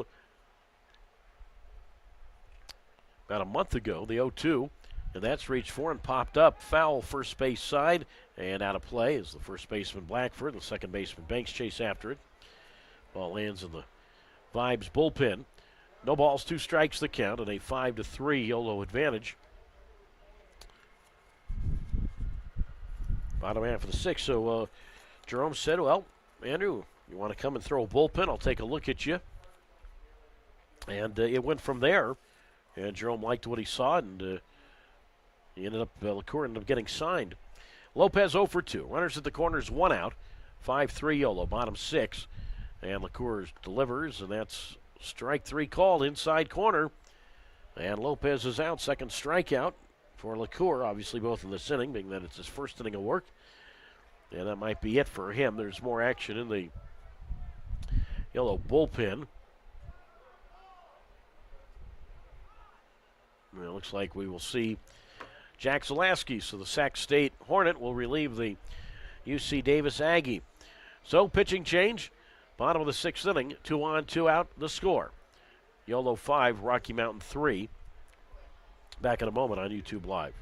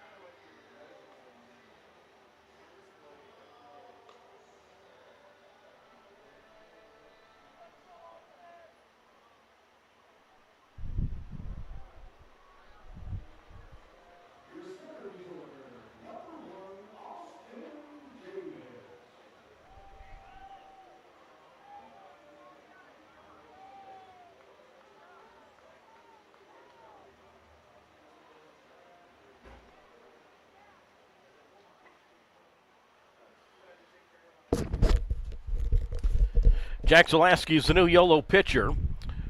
And the first pitch to Austin Davis is fouled to the plate, strike one. Excuse me. The count is no balls and one strike. Top of the Rocky Mountain order for the fourth time for Davis. As Zalaski from the set. Davis, the possible go-ahead run. Takes outside, ball one.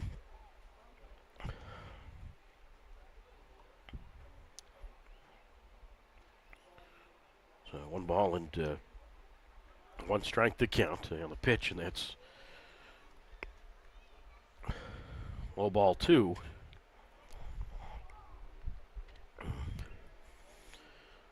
Excuse me, 2 balls and a strike to count. Davis is 2 for 3 this afternoon. Minzy's at third. Mize at first and the pitch. And that's taken for a strike on the outside corner. So 2 balls and 2 strikes to count from Jack Zalaski. Been a while since we've seen Jack out there. Great pants up to his knees. And now taken out for second is Mize, and the pitch hit foul up along third. Boy, he had that base stolen. So count holds at 2 balls and 2 strikes. Last time Zalaski worked was August 1st, so that was, Thursday night. Worked 1 inning, allowed a hit, 1 run, which was not earned. Zalaski 5 wins this year, which matches Cameron Rapetti and Ben Ferrer for most on the club. The 2-2 to Davis, swing and a miss, strike 3. And that is the third out. I think I said there's 1 out, but that's the third out. And Davis down on strikes, and Jack continues to do his job. No runs, 1 hit, 1 error, and 2 runners left. Rocky Mountain will have a new pitch when we get back as we go on to the 7th inning. It is 5-3. Yolo out in front over Rocky Mountain on YouTube Live.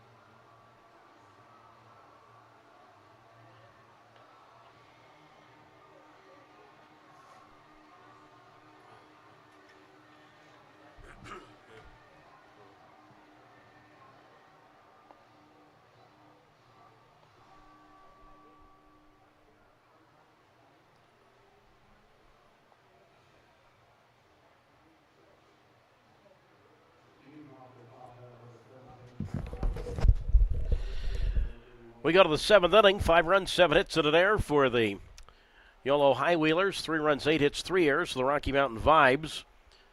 Tanner Smith leads it off, and Wyatt Tucker is the new Vibes pitcher. And the first pitch to Smith hit towards second base to his left. Josh Day straightens up from the lip of the outfield grass, and he will throw on to Mize at first. And Smith is out, 1 down. So the same 3 that got the 3-run 6th going for Yolo. We'll try and do the same thing, if not better here. Smith, Banks, and Holt, 6, 7, 8. Smith led off with a walk, stole second, eventually scored on Holt's RBI single to left.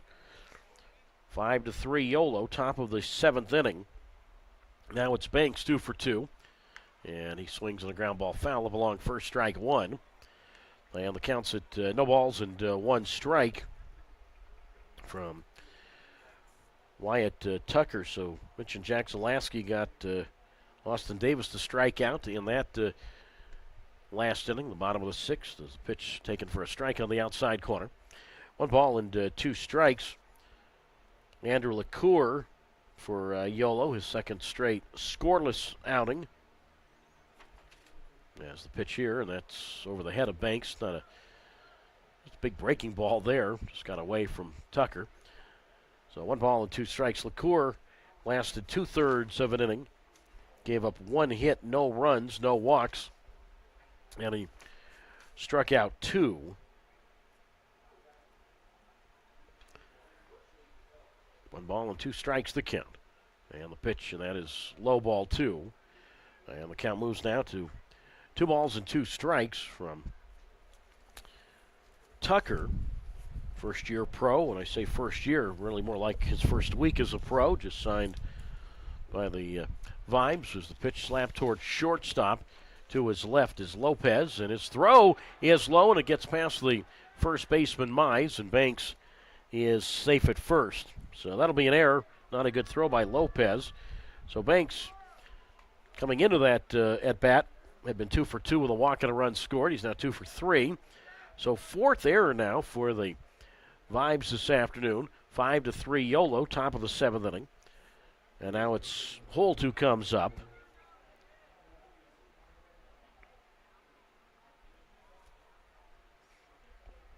Holt able to finally get on the board with a hit. It was an RBI single in that 3-run 6th. Outfield medium depth and straight away. And the pitch that's taken low, ball 1. And the count's at 1 ball and no strikes. Holt had been 0 for his first 14 as a member of the High Wheelers. And now 1 for 15 as a High Wheeler. Hit 244 with Billings this year, 3 homers and 18 RBIs in 22 games. Pitch on the way from Tucker, and that's a strike called on the outside corner. 1 ball, 1 strike. So 5 runs, 7 hits, and 1 error for Yolo. 3-8-4 for Rocky Mountain. Banks at first, being held on by Mize. And Tucker sidestep offering, and pitch is inside out and foul down the right field side. And the count moves now to 1 ball and 2 strikes. Nick McClanahan for Rocky Mountain this afternoon. He lasted 1 inning, gave up 2 hits, 1 run, which was earned, 1 walk, no strikeouts. 1 ball, 2 strikes the count with 1 out. And Tucker delivers. The pitch popped up foul right side. So 1 ball and 2 strikes. 1-2 the count. Nobody warming in the Yolo bullpen right now. Mitch and Zalaski came on, struck out Austin Davis as the possible go-ahead run. And what a job by Zalaski. Coming into today, Zalaski 8 straight outings without allowing an earned run. That's a span of 8 2/3 innings. The kick of the 1-2, and that swung on a missed strike 3. Pitch well out of the zone, and Tucker chased that one, and he is out. Holt chased that one from Tucker, and that is the first strikeout for Wyatt Tucker, who played his college baseball at Texas A&M and also at Sam Houston State. Now it's Angel Mendoza. Now he's 0 for 2. The last time his spot came up, he was lifted for a pinch hitter in David Glancy, and then Mendoza re-entered to catch, and obviously now back to having it bad here. As Tucker delivers, and Mendoza flies this one deep towards center. Sends Austin Davis going back, and he'll run it down just to the left of the center field wall. So Mendoza gave it a ride, but nice catch there by Austin Davis. No runs, no hits, 1 error. 1 left. Stretch time from UC Health Park. We go to the bottom of the 7th. The score, Yolo 5 and Rocky Mountain 3 on YouTube Live.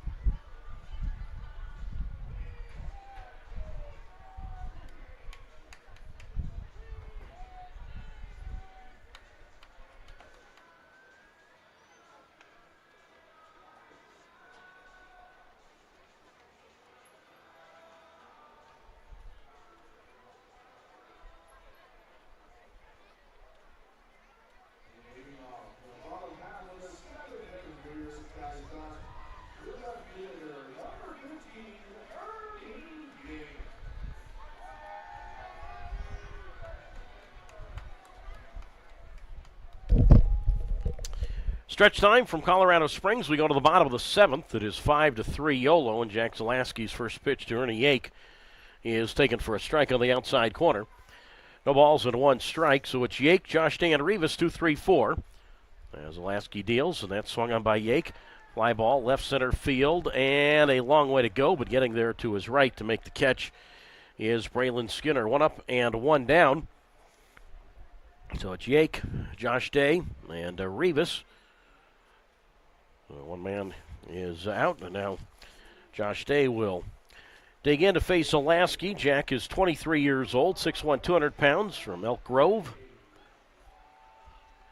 Well, we've talked about Zalaski, just has been the model of consistency the last 8 outings. Consistently good, that is. Josh Day is 1 for 3 with an RBI. And the pitch on the way is outside, ball 1.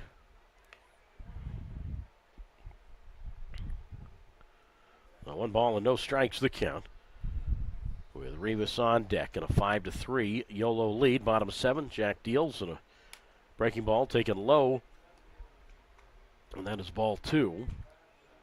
So it kind of moves now to 2 balls and no strikes from Zalaski. Again, great pants up to his knees, deals from the set, and Day looks at a strike on the outside corner. 2 balls, 1 strike. Mentioned Zalaski, a 5-1 record, 4.26 ERA, 26th appearance all out of the bullpen. That's a team high, the 2-1. And that's popped up foul, first base side, and out of play.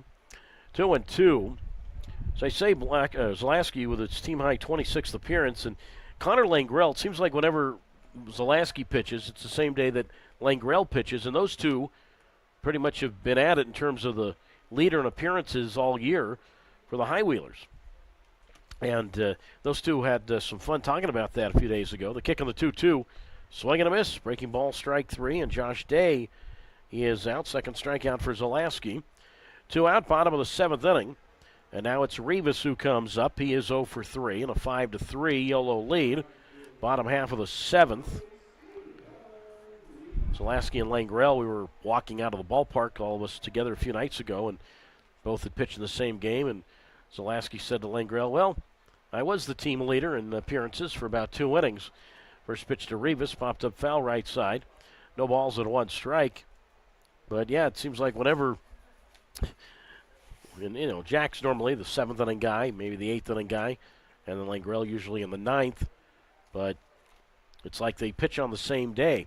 Be fun to see who's going to end up with more appearances come the end of the season. Next pitch taken for a strike on the outside corner. So no balls and 2 strikes, the count. And the pitch to Rivas goes down for that one and hits it foul up along first. 1-2. Yolo 5, Rocky Mountain 3, bottom of the 7th. So the game here on Thursday night, Zalaski and Langrell each pitched in that one. Tuesday night, Zalaski and Langrell both pitched that game. The kick in the 0-2 pitch, swing and a miss with a breaking ball, strike 3. And Rivas is down on strikes. That game at Oakland last Sunday, yes, Langrell and Zalaski both pitched. So, get the idea. And then the game before that at Yolo against Oakland, July 24th. So that's at least 4 straight games now. Well, at least prior to this, where the two had pitched in the same game. Meanwhile, Zalaski, a perfect 7th inning. That's his 3rd strikeout. And 1, 2, 3 go the vibes for the first time this afternoon. We go to the 8th inning. 5-3, Yolo out in front over Rocky Mountain on YouTube Live.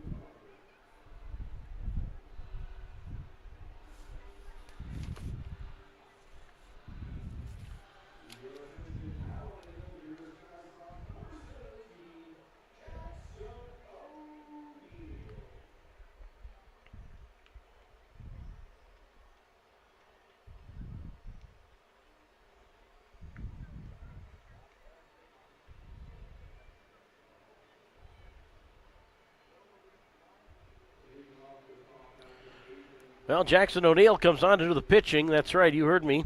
Jackson O'Neill, 5th time in 6 games he has appeared in this series. So the Mercer University alum played his college baseball in Macon, Georgia.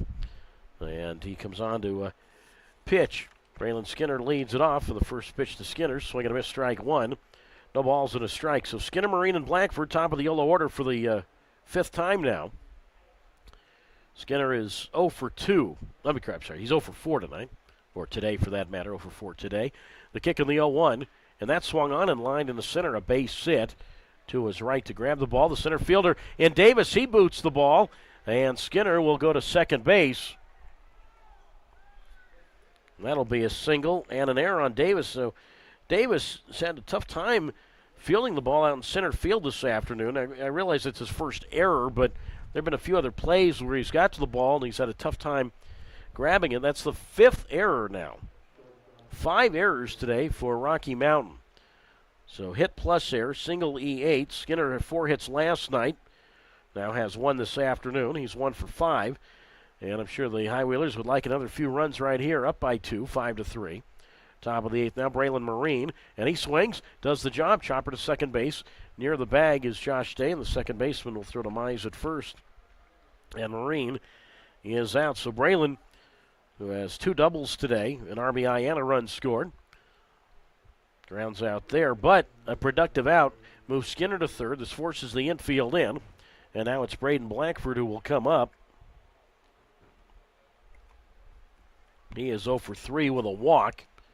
So infield in. Big moment here. Again, the High Wheelers really could, and I know they're up by 2, but could use another run. And the kick and the pitch, and Blackford takes up and in, and Blackford went down. The catcher, Byrne, had to go down to make the catch.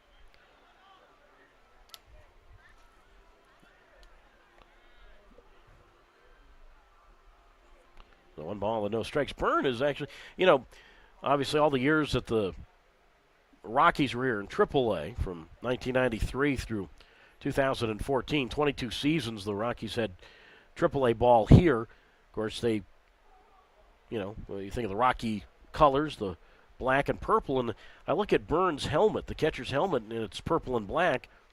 As the pitch to Blackford is in the dirt, ball 2, 2-0. And I say, I've said that today is a throwback Sunday where the Vibes are wearing the old Sky Sox uniforms. And I thought maybe that had something to do with it. No, Byrne is still using his college helmet from TCU. So that's why it's purple. The 2-0 pitch, fastball, swing and a miss, strike 1 to Blackford. So 2 balls and 1 strike to Blackford. Again, getting the start at first base today. His 8th start at first base this year. Of course, his primary position is third. Skinner leads at third. And the kick on the 2-1. And that's up and away, ball 3.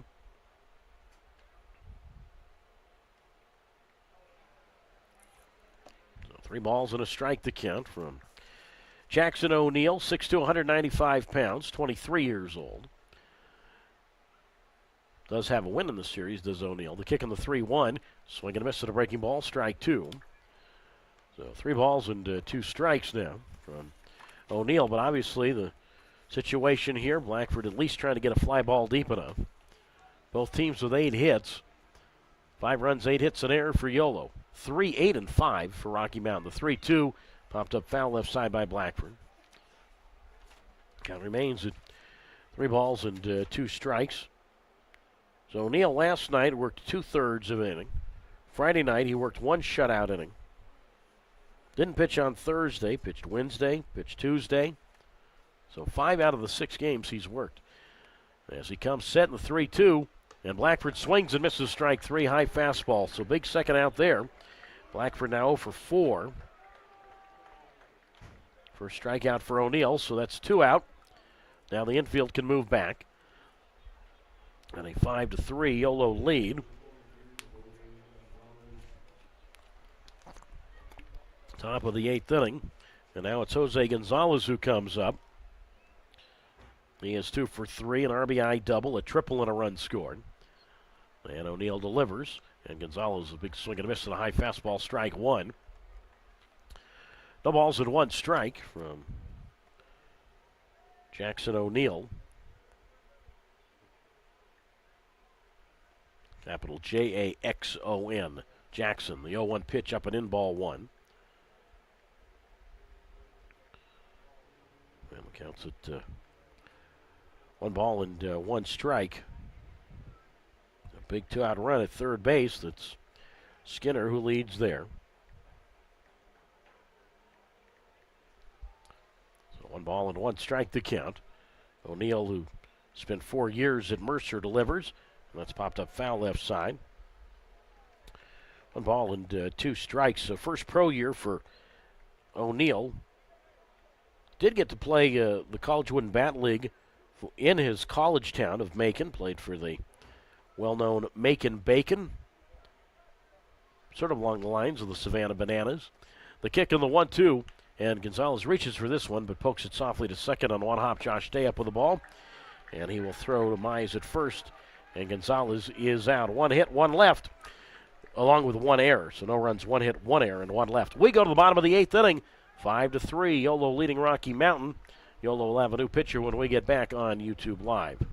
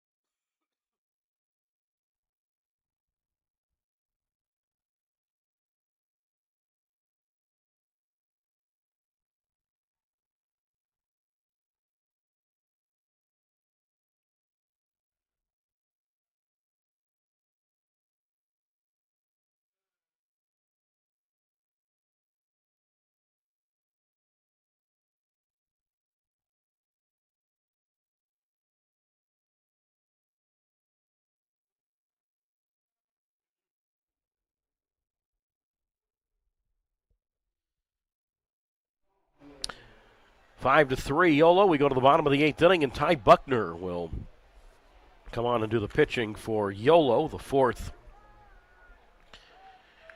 Yolo pitcher this afternoon. Dane Tofflin leads it off. And the first pitch fastball, swinging a miss, strike 1.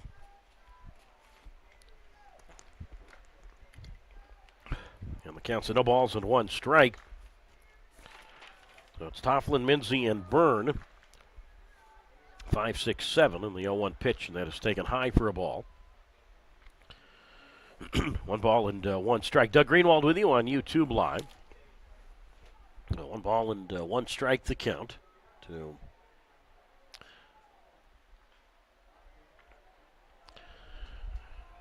Tofflin, who swings, and he bloops this one in the right field, and hustling in to make the catch near the line is Tanner Smith. 1 out. So Tofflin is retired now, 0 for 4 this afternoon. And now it's Mason Minzy who comes up. So Jack Zalaski, another stellar performance today, an inning and a third for Jack with 3 strikeouts. So Zalaski, now 9 straight outings where he's not allowed an earned run. And that encompasses now 10 innings. So 10 straight innings without allowing an earned run over his last 9 outings. Now Buckner delivers, and that's outside ball 1 to Minzy. 1 ball and no strikes. Minzy is 1 for 2, a single, a walk, and a run scored. 5-3, Yolo, and the pitch on the way, and that is inside for a ball. So 2 balls and no strikes from Ty Buckner, who blew the save here on Thursday night, had a 4-run lead going to the bottom of the 9th inning, and then eventually gave up back-to-back 2 RBI hits, 1 to Austin Davis, 1 to Ernie Yake, and then Buckner was relieved for Connor Langrell, who had to get the final out, got Dane Tofflin on the final out of that 9th inning, struck out Tofflin and sent it to the knockout round where the High Wheelers won. Next pitch outside ball 2, 2-1. Right back home, breaking ball outside ball 3, 3-1. So blown save the other night for Buckner. Stands 6'1", 190 pounds, native of St. Louis. 25 years old, and Buckner. 5-3 Yolo, bottom of the 8th inning. Minzy, again, 1 for 2 this afternoon. Single run scored, and Mason takes, and that's inside ball 4. So he reaches base again. I don't really count the error because that's not reaching base safely, but he's reached base safely now 3 more times here today. So he has done quite the job against his former teammates. And Yolo's going to challenge that.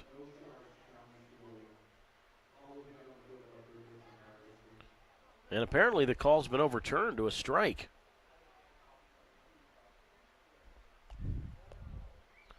So it's not a walk. So now I can't remember what the count was. As Buckner delivers and Minzy takes. And that is low inside ball 4. So that really frustrates Buckner. I guess he felt, you know what, if I was going to walk him, might as well have just walked him on the previous pitch and not have to waste 1 more pitch. So now it's Curtis Byrne who digs in. RBI double in the 4th inning. But, blown save the night for Ty Buckner, who leads the team in saves with 7. But the Rocky Mountain team has been a team in which the right-hander Buckner has struggled. So now the pitch on the way to Byrne, and that's inside ball 1. And the count's at 1 ball and no strikes. So 1-0 the count. Outfield medium depth straightaway. And Buckner ready to go. High set position. Kicks and deals. And let's take it down the middle. Strike 1. So 1 ball and 1 strike the count. And what I mean by that is Buckner has given up 6 runs over his last 2 appearances, specifically in games against Rocky Mountain. The kick on the 1-1.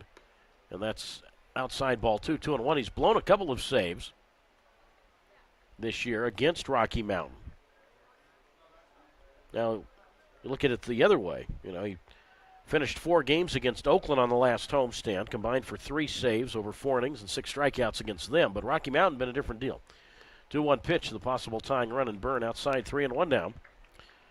One of the blown saves for Buckner against Rocky Mountain was July 11th in Davis. Gave up 2 runs in the 9th. 3 balls, 1 strike to count with Mize wetting on deck. 5-3 Yolo and the pitch.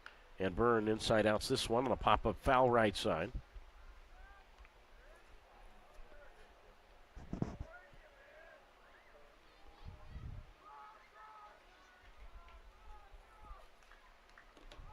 And the count remains at 3 balls and 2 strikes. So 3-2 the count. Mincy at first. And yelled on by Blackford and the pitch, and Byrne swings. Line drive right field. Smith comes in, makes the catch. Throw back to first. Good pick there by Blackford, but Mincy back safely standing up. So Byrne is out. Nice running catch there by Tanner Smith. 2 out. Tying run, of course, is still up. This time it's Carter Mize, who is 1 for 3. 5 runs, 8 hits, and an error for the Yolo High Wheelers. 3-8-5 for the Rocky Mountain Vibes. Now it's Mize who will come to the plate. So outfield medium depth straight away for Mize, with Lopez wetting on deck and the pitch. And that's low and in, ball one. So 1 ball and no strikes the count. Got a little more humid here.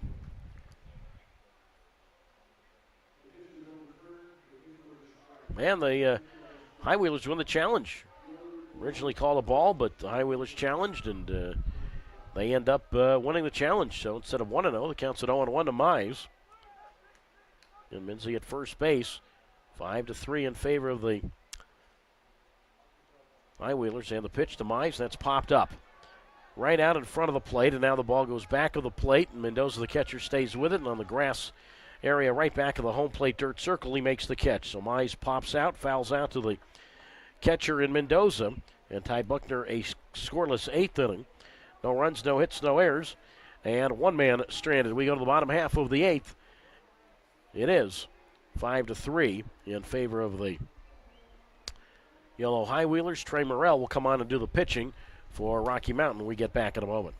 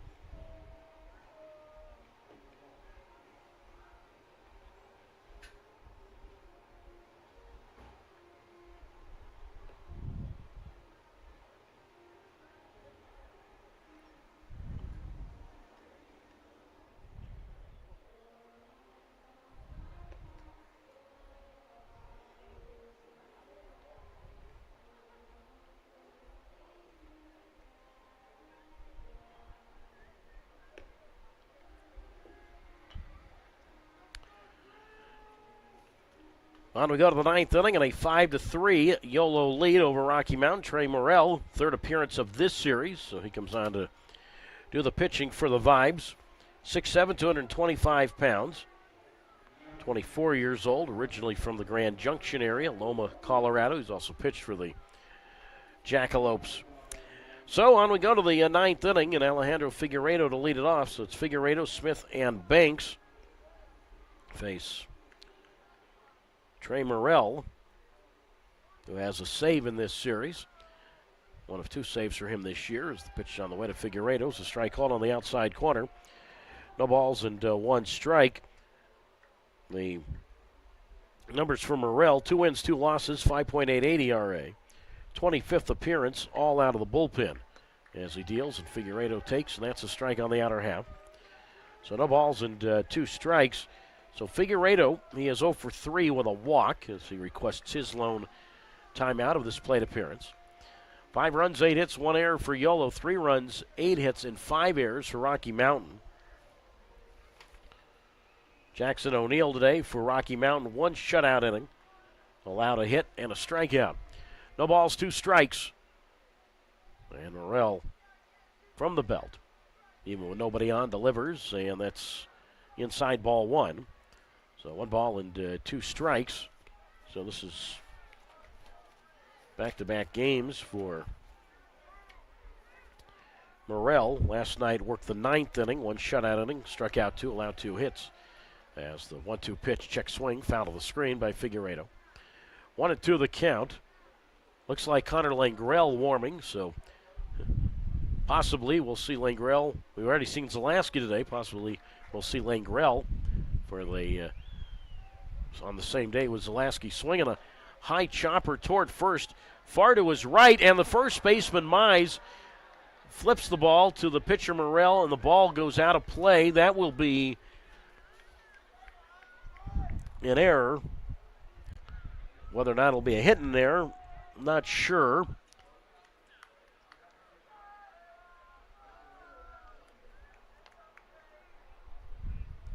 It'll be a straight error on the first baseman Mize. So Figueredo now 0 for 4. And he's going to be lifted for a pinch runner. And Bobby Leday will pinch run at second base for Figueredo. That's a big run right there for the High Wheelers, who have a 5-3 lead and the top of the 9th inning. So I mentioned Figueredo, Smith, and Banks, 5, 6, and 7. Smith 0 for 2, 2 walks, a run scored, and an RBI. Mize had a long way to go to get that ball, but Figueredo not the fastest guy, and then Mize's toss just really wasn't a good one. And then the ball went into the Vibes first base dugout. So that is now, get this, folks, the sixth error today for Rocky Mountain. First pitch on the way to Smith, popped up foul, left side 0-1. Speaking of teams that have had some tough luck this year, or maybe no luck at all, Chicago White Sox, as Smith with bunt foul to the backstop 0-2. Well, they have now lost 20 straight games, folks. The Minnesota Twins at home, who've now won 4 in a row, sweep the White Sox. Minnesota a 13-7 win, and they made little doubt early. 2 in the first, 6 in the second, and eventually scored 2 in the 7th and 3 in the 8th. No balls, 2 strikes. And Leday takes off for third, and Smith is swinging a foul ball off the facing of the luxury boxes to my left. No balls, 2 strikes, 5-3. Yolo leading Rocky Mountain, top of the 9th inning.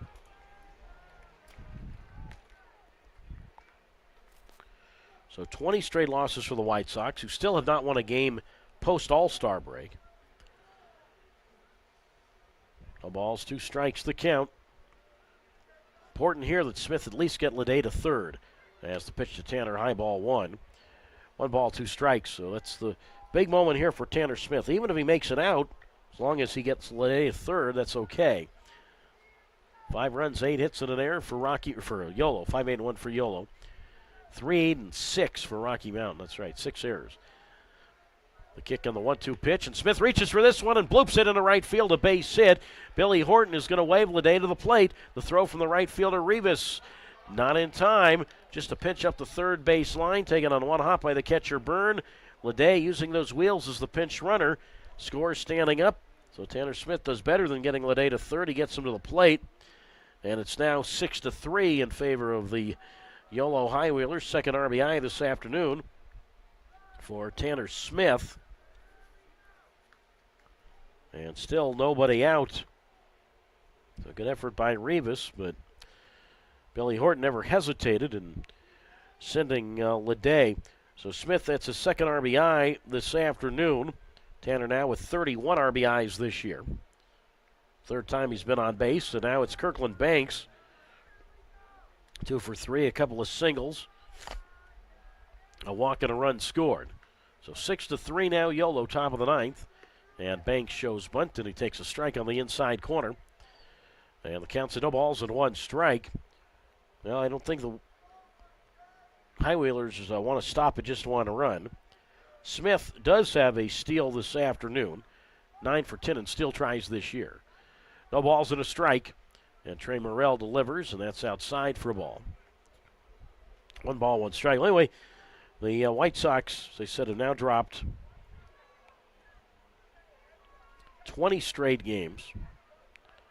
1 shy of the modern-day American League record set by the Baltimore Orioles in 1988, who began that year 0-21. The 1-1 pitch. Low outside, and now Smith takes off for second, and no throw down. Smith slides in there. So that's his 10th steal of the year. And now Banks, the job for him switches a little bit. Nobody out. Kirkland now trying to at least get Smith over to third base. 6-3 Yolo. Top half of the 9th inning. And yeah, the White Sox, unbelievable. The 2-1 pitch, and Banks wants 1 foul up along first, strike 2. So 2 balls and 2 strikes. All-time losing streak, modern day era. That's from 1900 to the current. 23 games, the 1961 Phillies. So White Sox knocking on a couple of doors. 2 balls, 2 strikes. And the pitch to Banks swung on, and that's blooped toward right field. Rivas comes on. Now he won't get there in time. It's a base hit. That's the good news. But Tanner Smith had to hold up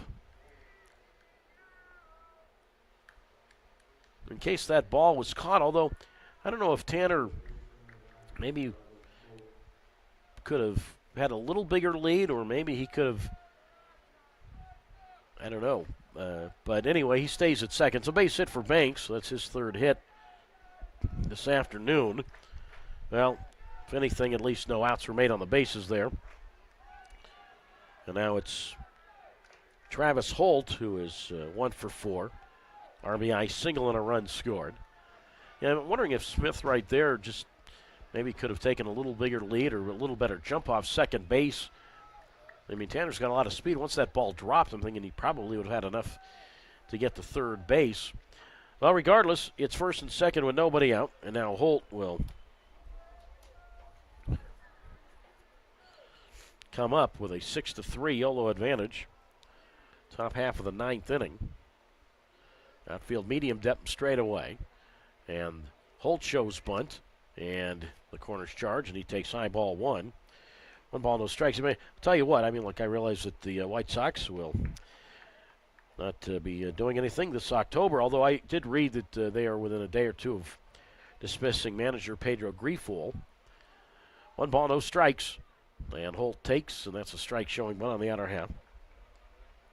1 ball, 1 strike. The White Sox are now 60, folks, 6-0, 60 games under 500.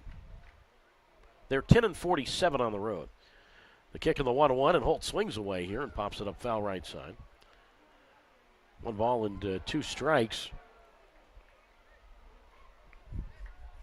But if you're looking at the division, they're 41.5 behind Cleveland.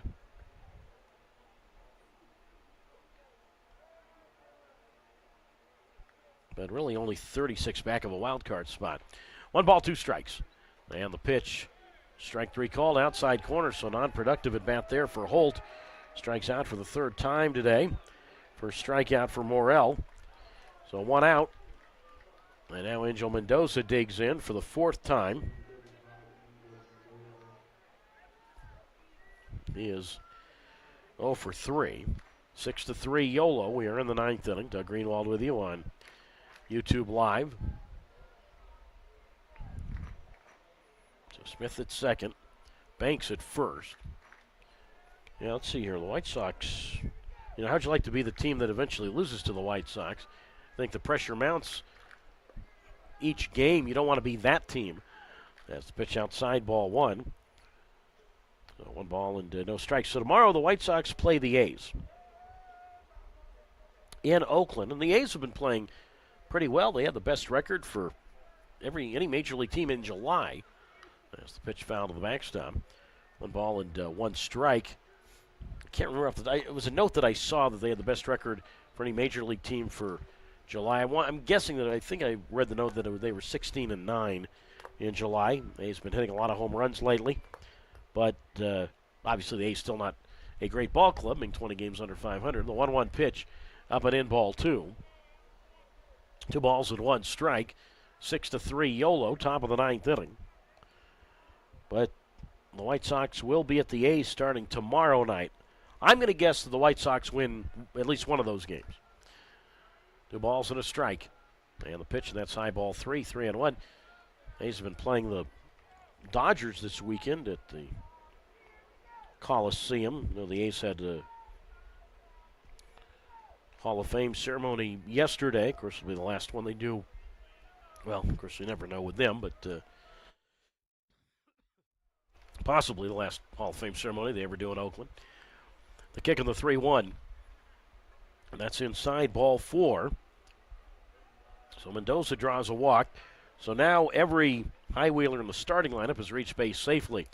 That loads them up with 1 out. And now the top of the Yolo order for the 6th time.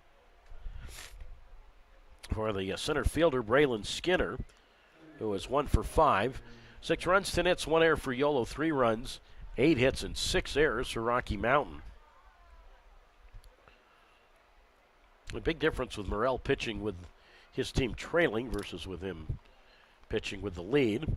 Again, the High Wheelers, if they can get out of here with a win today, they'll at least salvage a split of this series. As I said earlier, when you're on the road and you're in the midst of a 21-game road trip, you know, the old expression, we go 500 on a trip, and I know we're a long way from the trip being over, but I think that's acceptable. Infield in, and the pitch, and that's popped up foul left side, strike 1. So no balls and 1 strike to count. Giants took 2 of 3 out of Cincinnati. Of course, you had the Blake Snell no-hitter the other night. Giants lost last night, but win today 8-2 behind Robbie Ray, his second win as a Giant. Runners everywhere, and the 0-1, and that's a strike call on the inside corner. So the count moves now to no balls and 2 strikes. So Smith, by the way, on that walk, Smith moved to third, Banks to second, and Mendoza at first. And the pitch to Skinner, and he goes around, pitch down and in, strike 3. So it's a big second out. Again, the High Wheelers, yeah, they've scored 1 run in the ninth, but just don't trust a 3-run lead all the time. Second strikeout for Morrell. And now it's Braylon Marine. He's 2 for 5, a couple of doubles, an RBI, and a run scored.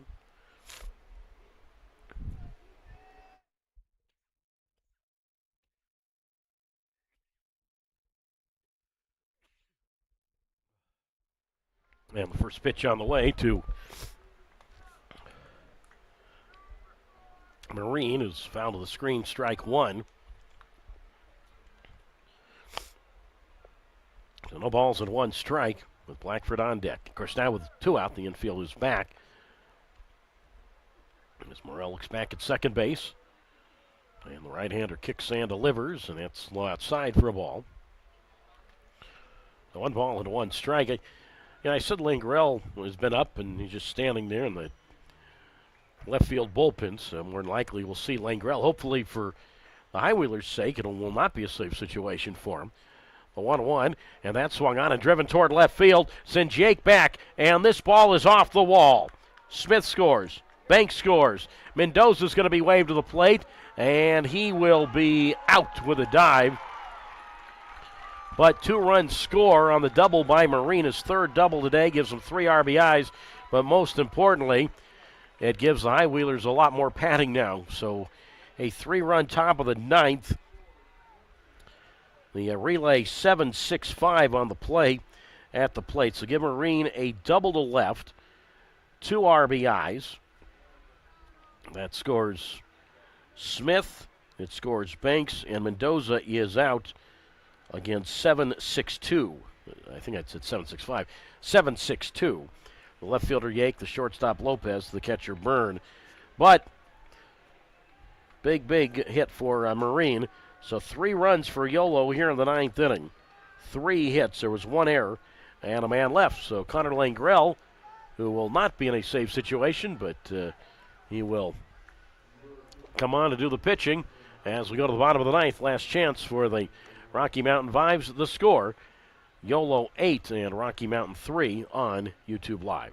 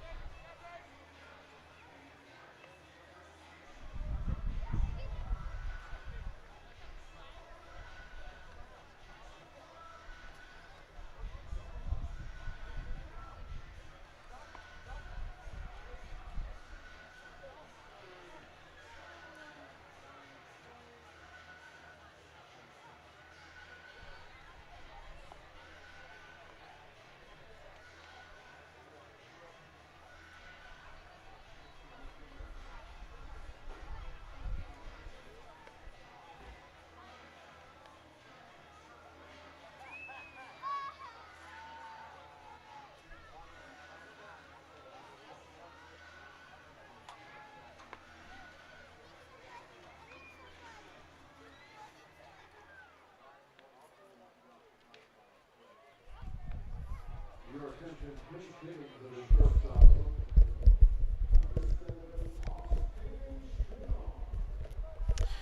Last chance for Rocky Mountain. We go to the bottom of the ninth inning. 8-3 Yolo, so Connor Langrell on to do the pitching. Ty Buckner worked one inning and walked one. We're going to see a pinch hitter, Austin Schunard, to lead it off. And the first pitch from Langrell, and Schunard a late swing and a miss, strike one. No balls and one strike. So it'll be the pinch hitter, Schunard. And then the top of the Rocky Mountain order for the center fielder, Davis, and then Yake, 9-1-2, as Schunard takes a big swing and a miss. Strike one, and the count's at one ball and one strike. So mentioned Langrell and Zalaski. It's now the sixth straight time that those two pitched on the same day. Last time that one of them pitched when the other didn't was July 17th. There's the pitch here, and that's outside for a ball. One ball, one strike. Langrell, the ERA is a 2.35, a 1-1 record. Again, 26th appearance, all out of the bullpen. He has 4 saves. The kick on the 1-2 to Schunard, and that's low ball 2. So 2 balls and 2 strikes to Schunard, 273 through 17 Rocky Mountain games. 2 homers, 15 runs batted in.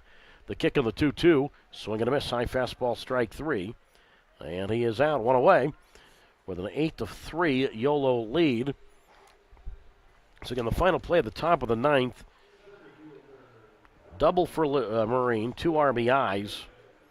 And then the play getting Mendoza at the plate, 7-6-2. The left fielder Yake, the shortstop Lopez, and the catcher Byrne.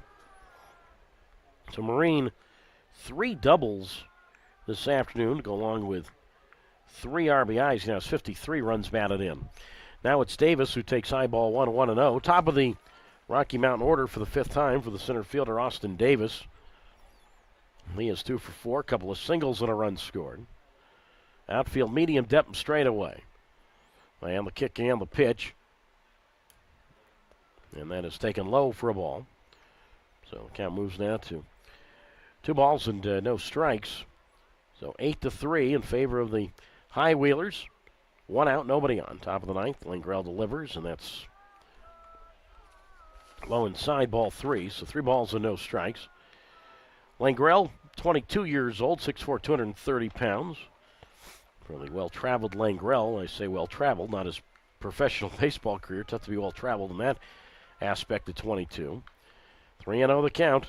The lineup, and Davis, as he normally does when he takes all the way, steps out of the box, and he looks at ball 4. So he's on base for the 3rd time this afternoon.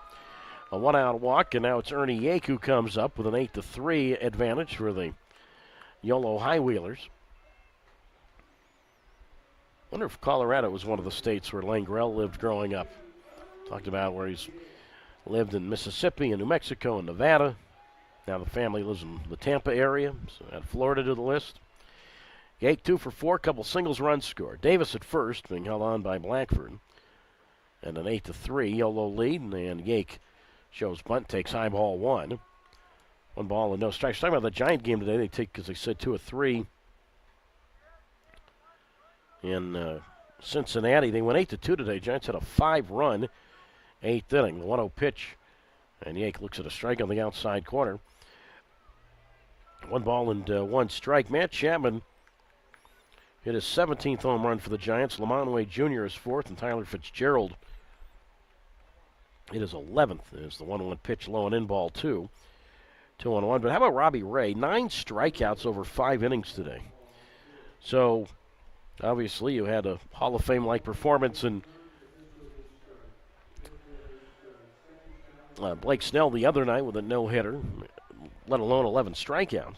By the way, that pitch has been overturned to a strike, so the count to Yake is at 1-2 with Davis at first, and a 5-run Yolo lead at 8-3.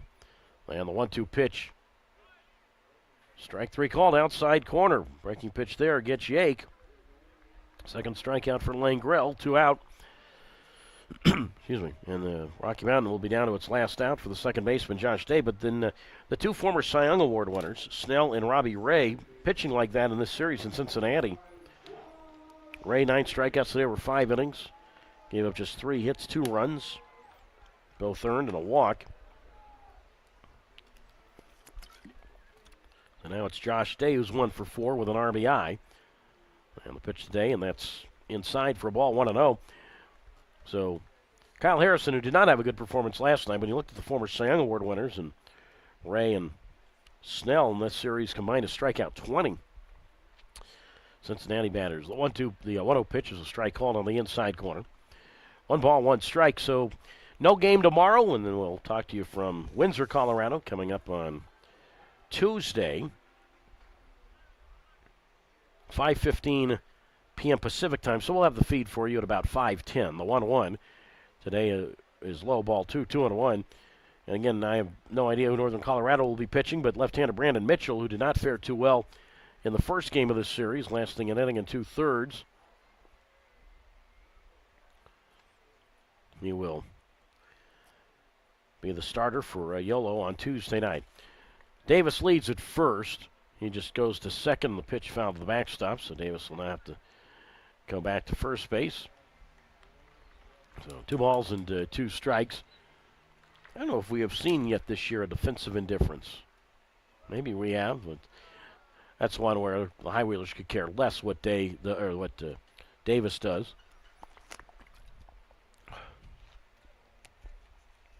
2-1 the count with 2 out.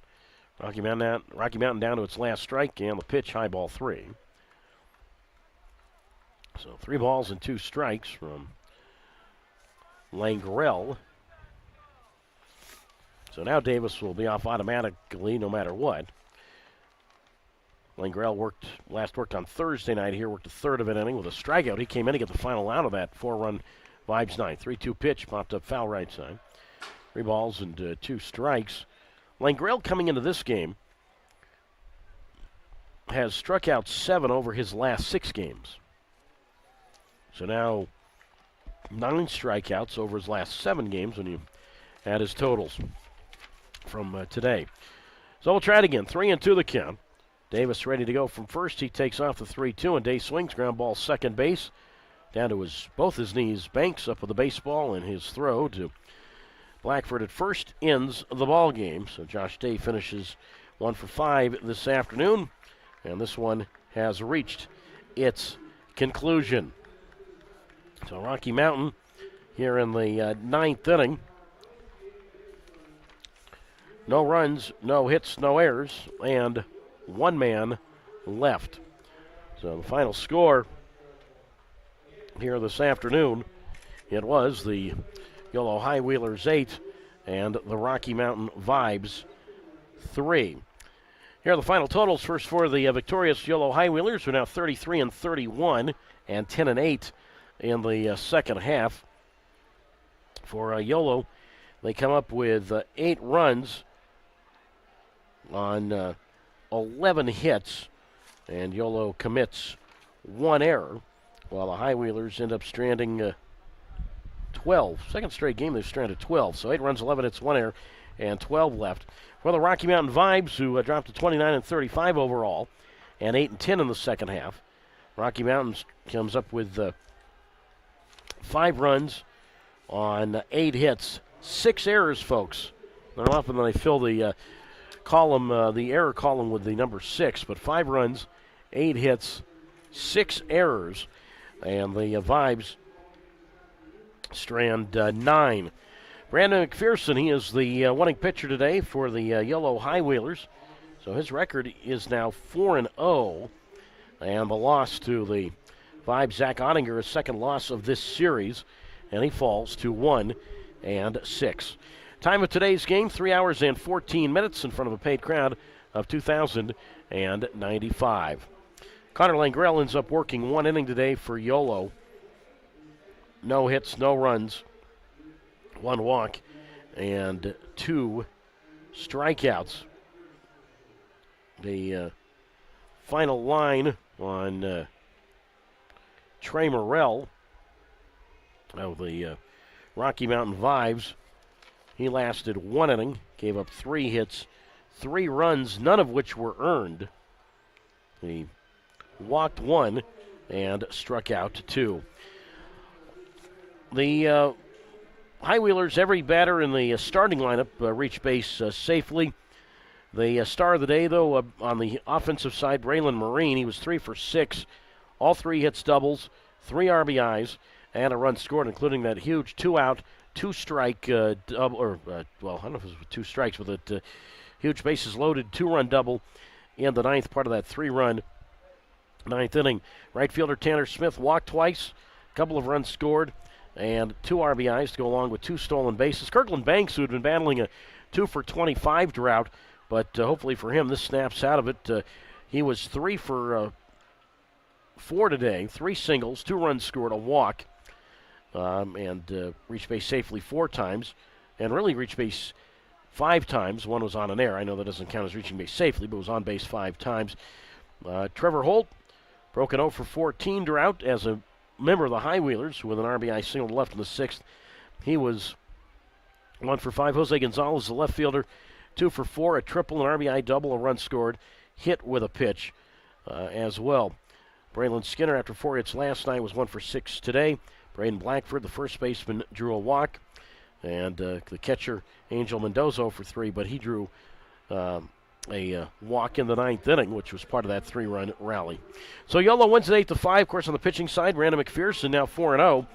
5 innings, 7 hits, 3 runs, all earned, a walk, 5 strikeouts, and a wild pitch. Andrew LaCour, the UC Davis alum, 2/3 of an inning, 1 hit, 2 strikeouts. Jack Zaleski, another great job. We've talked about that.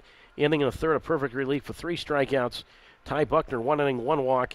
And Connor Langrell, in a non-save situation, 1 inning, 1 walk, and 2 strikeouts. High Wheelers pitchers combined to strike out 12 Rocky Mountain batters. And again, Yolo ends up winning by a count of 8-5. Rocky Mountain today, the starter Zach Ottinger, second loss of the series. 5+ innings, 5 hits, 4 runs, 3 earned, 4 walks, 3 strikeouts, and a wild pitch. Nick McClanahan, 1 inning, 2 hits, 1 run earned, a walk, no strikeouts. Wyatt Tucker, 1 shutout inning, 1 strikeout, no hits, no walks. Jackson O'Neill, 1 shutout inning, 1 hit, no walks, and a strikeout. And Trey Morrell, again, 1 inning, 3 hits, 3 runs, all earned. 1 inning, 3 hits, 3 runs, none earned, 1 walk, and 2 strikeouts. McPherson, the Yolo winner, 4-0. Ottinger, the Rocky Mountain loss, 1-6. 3 hours, 14 minutes this game took in front of a paid crowd of 2,095. And Yolo gets out of here with a split, winning this one here this afternoon, 8-5. So as I said earlier, I think so far so good on this very long road trip of 21 games, where at least on the Colorado portion, the High Wheelers were able to split here.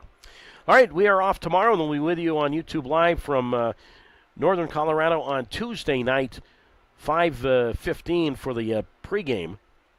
I'm sorry, not the pregame. 5:15 is the first pitch. We'll have the feed at about 5:10 p.m., and the first pitch will be at, these are Pacific time, 5:15, again, Pacific.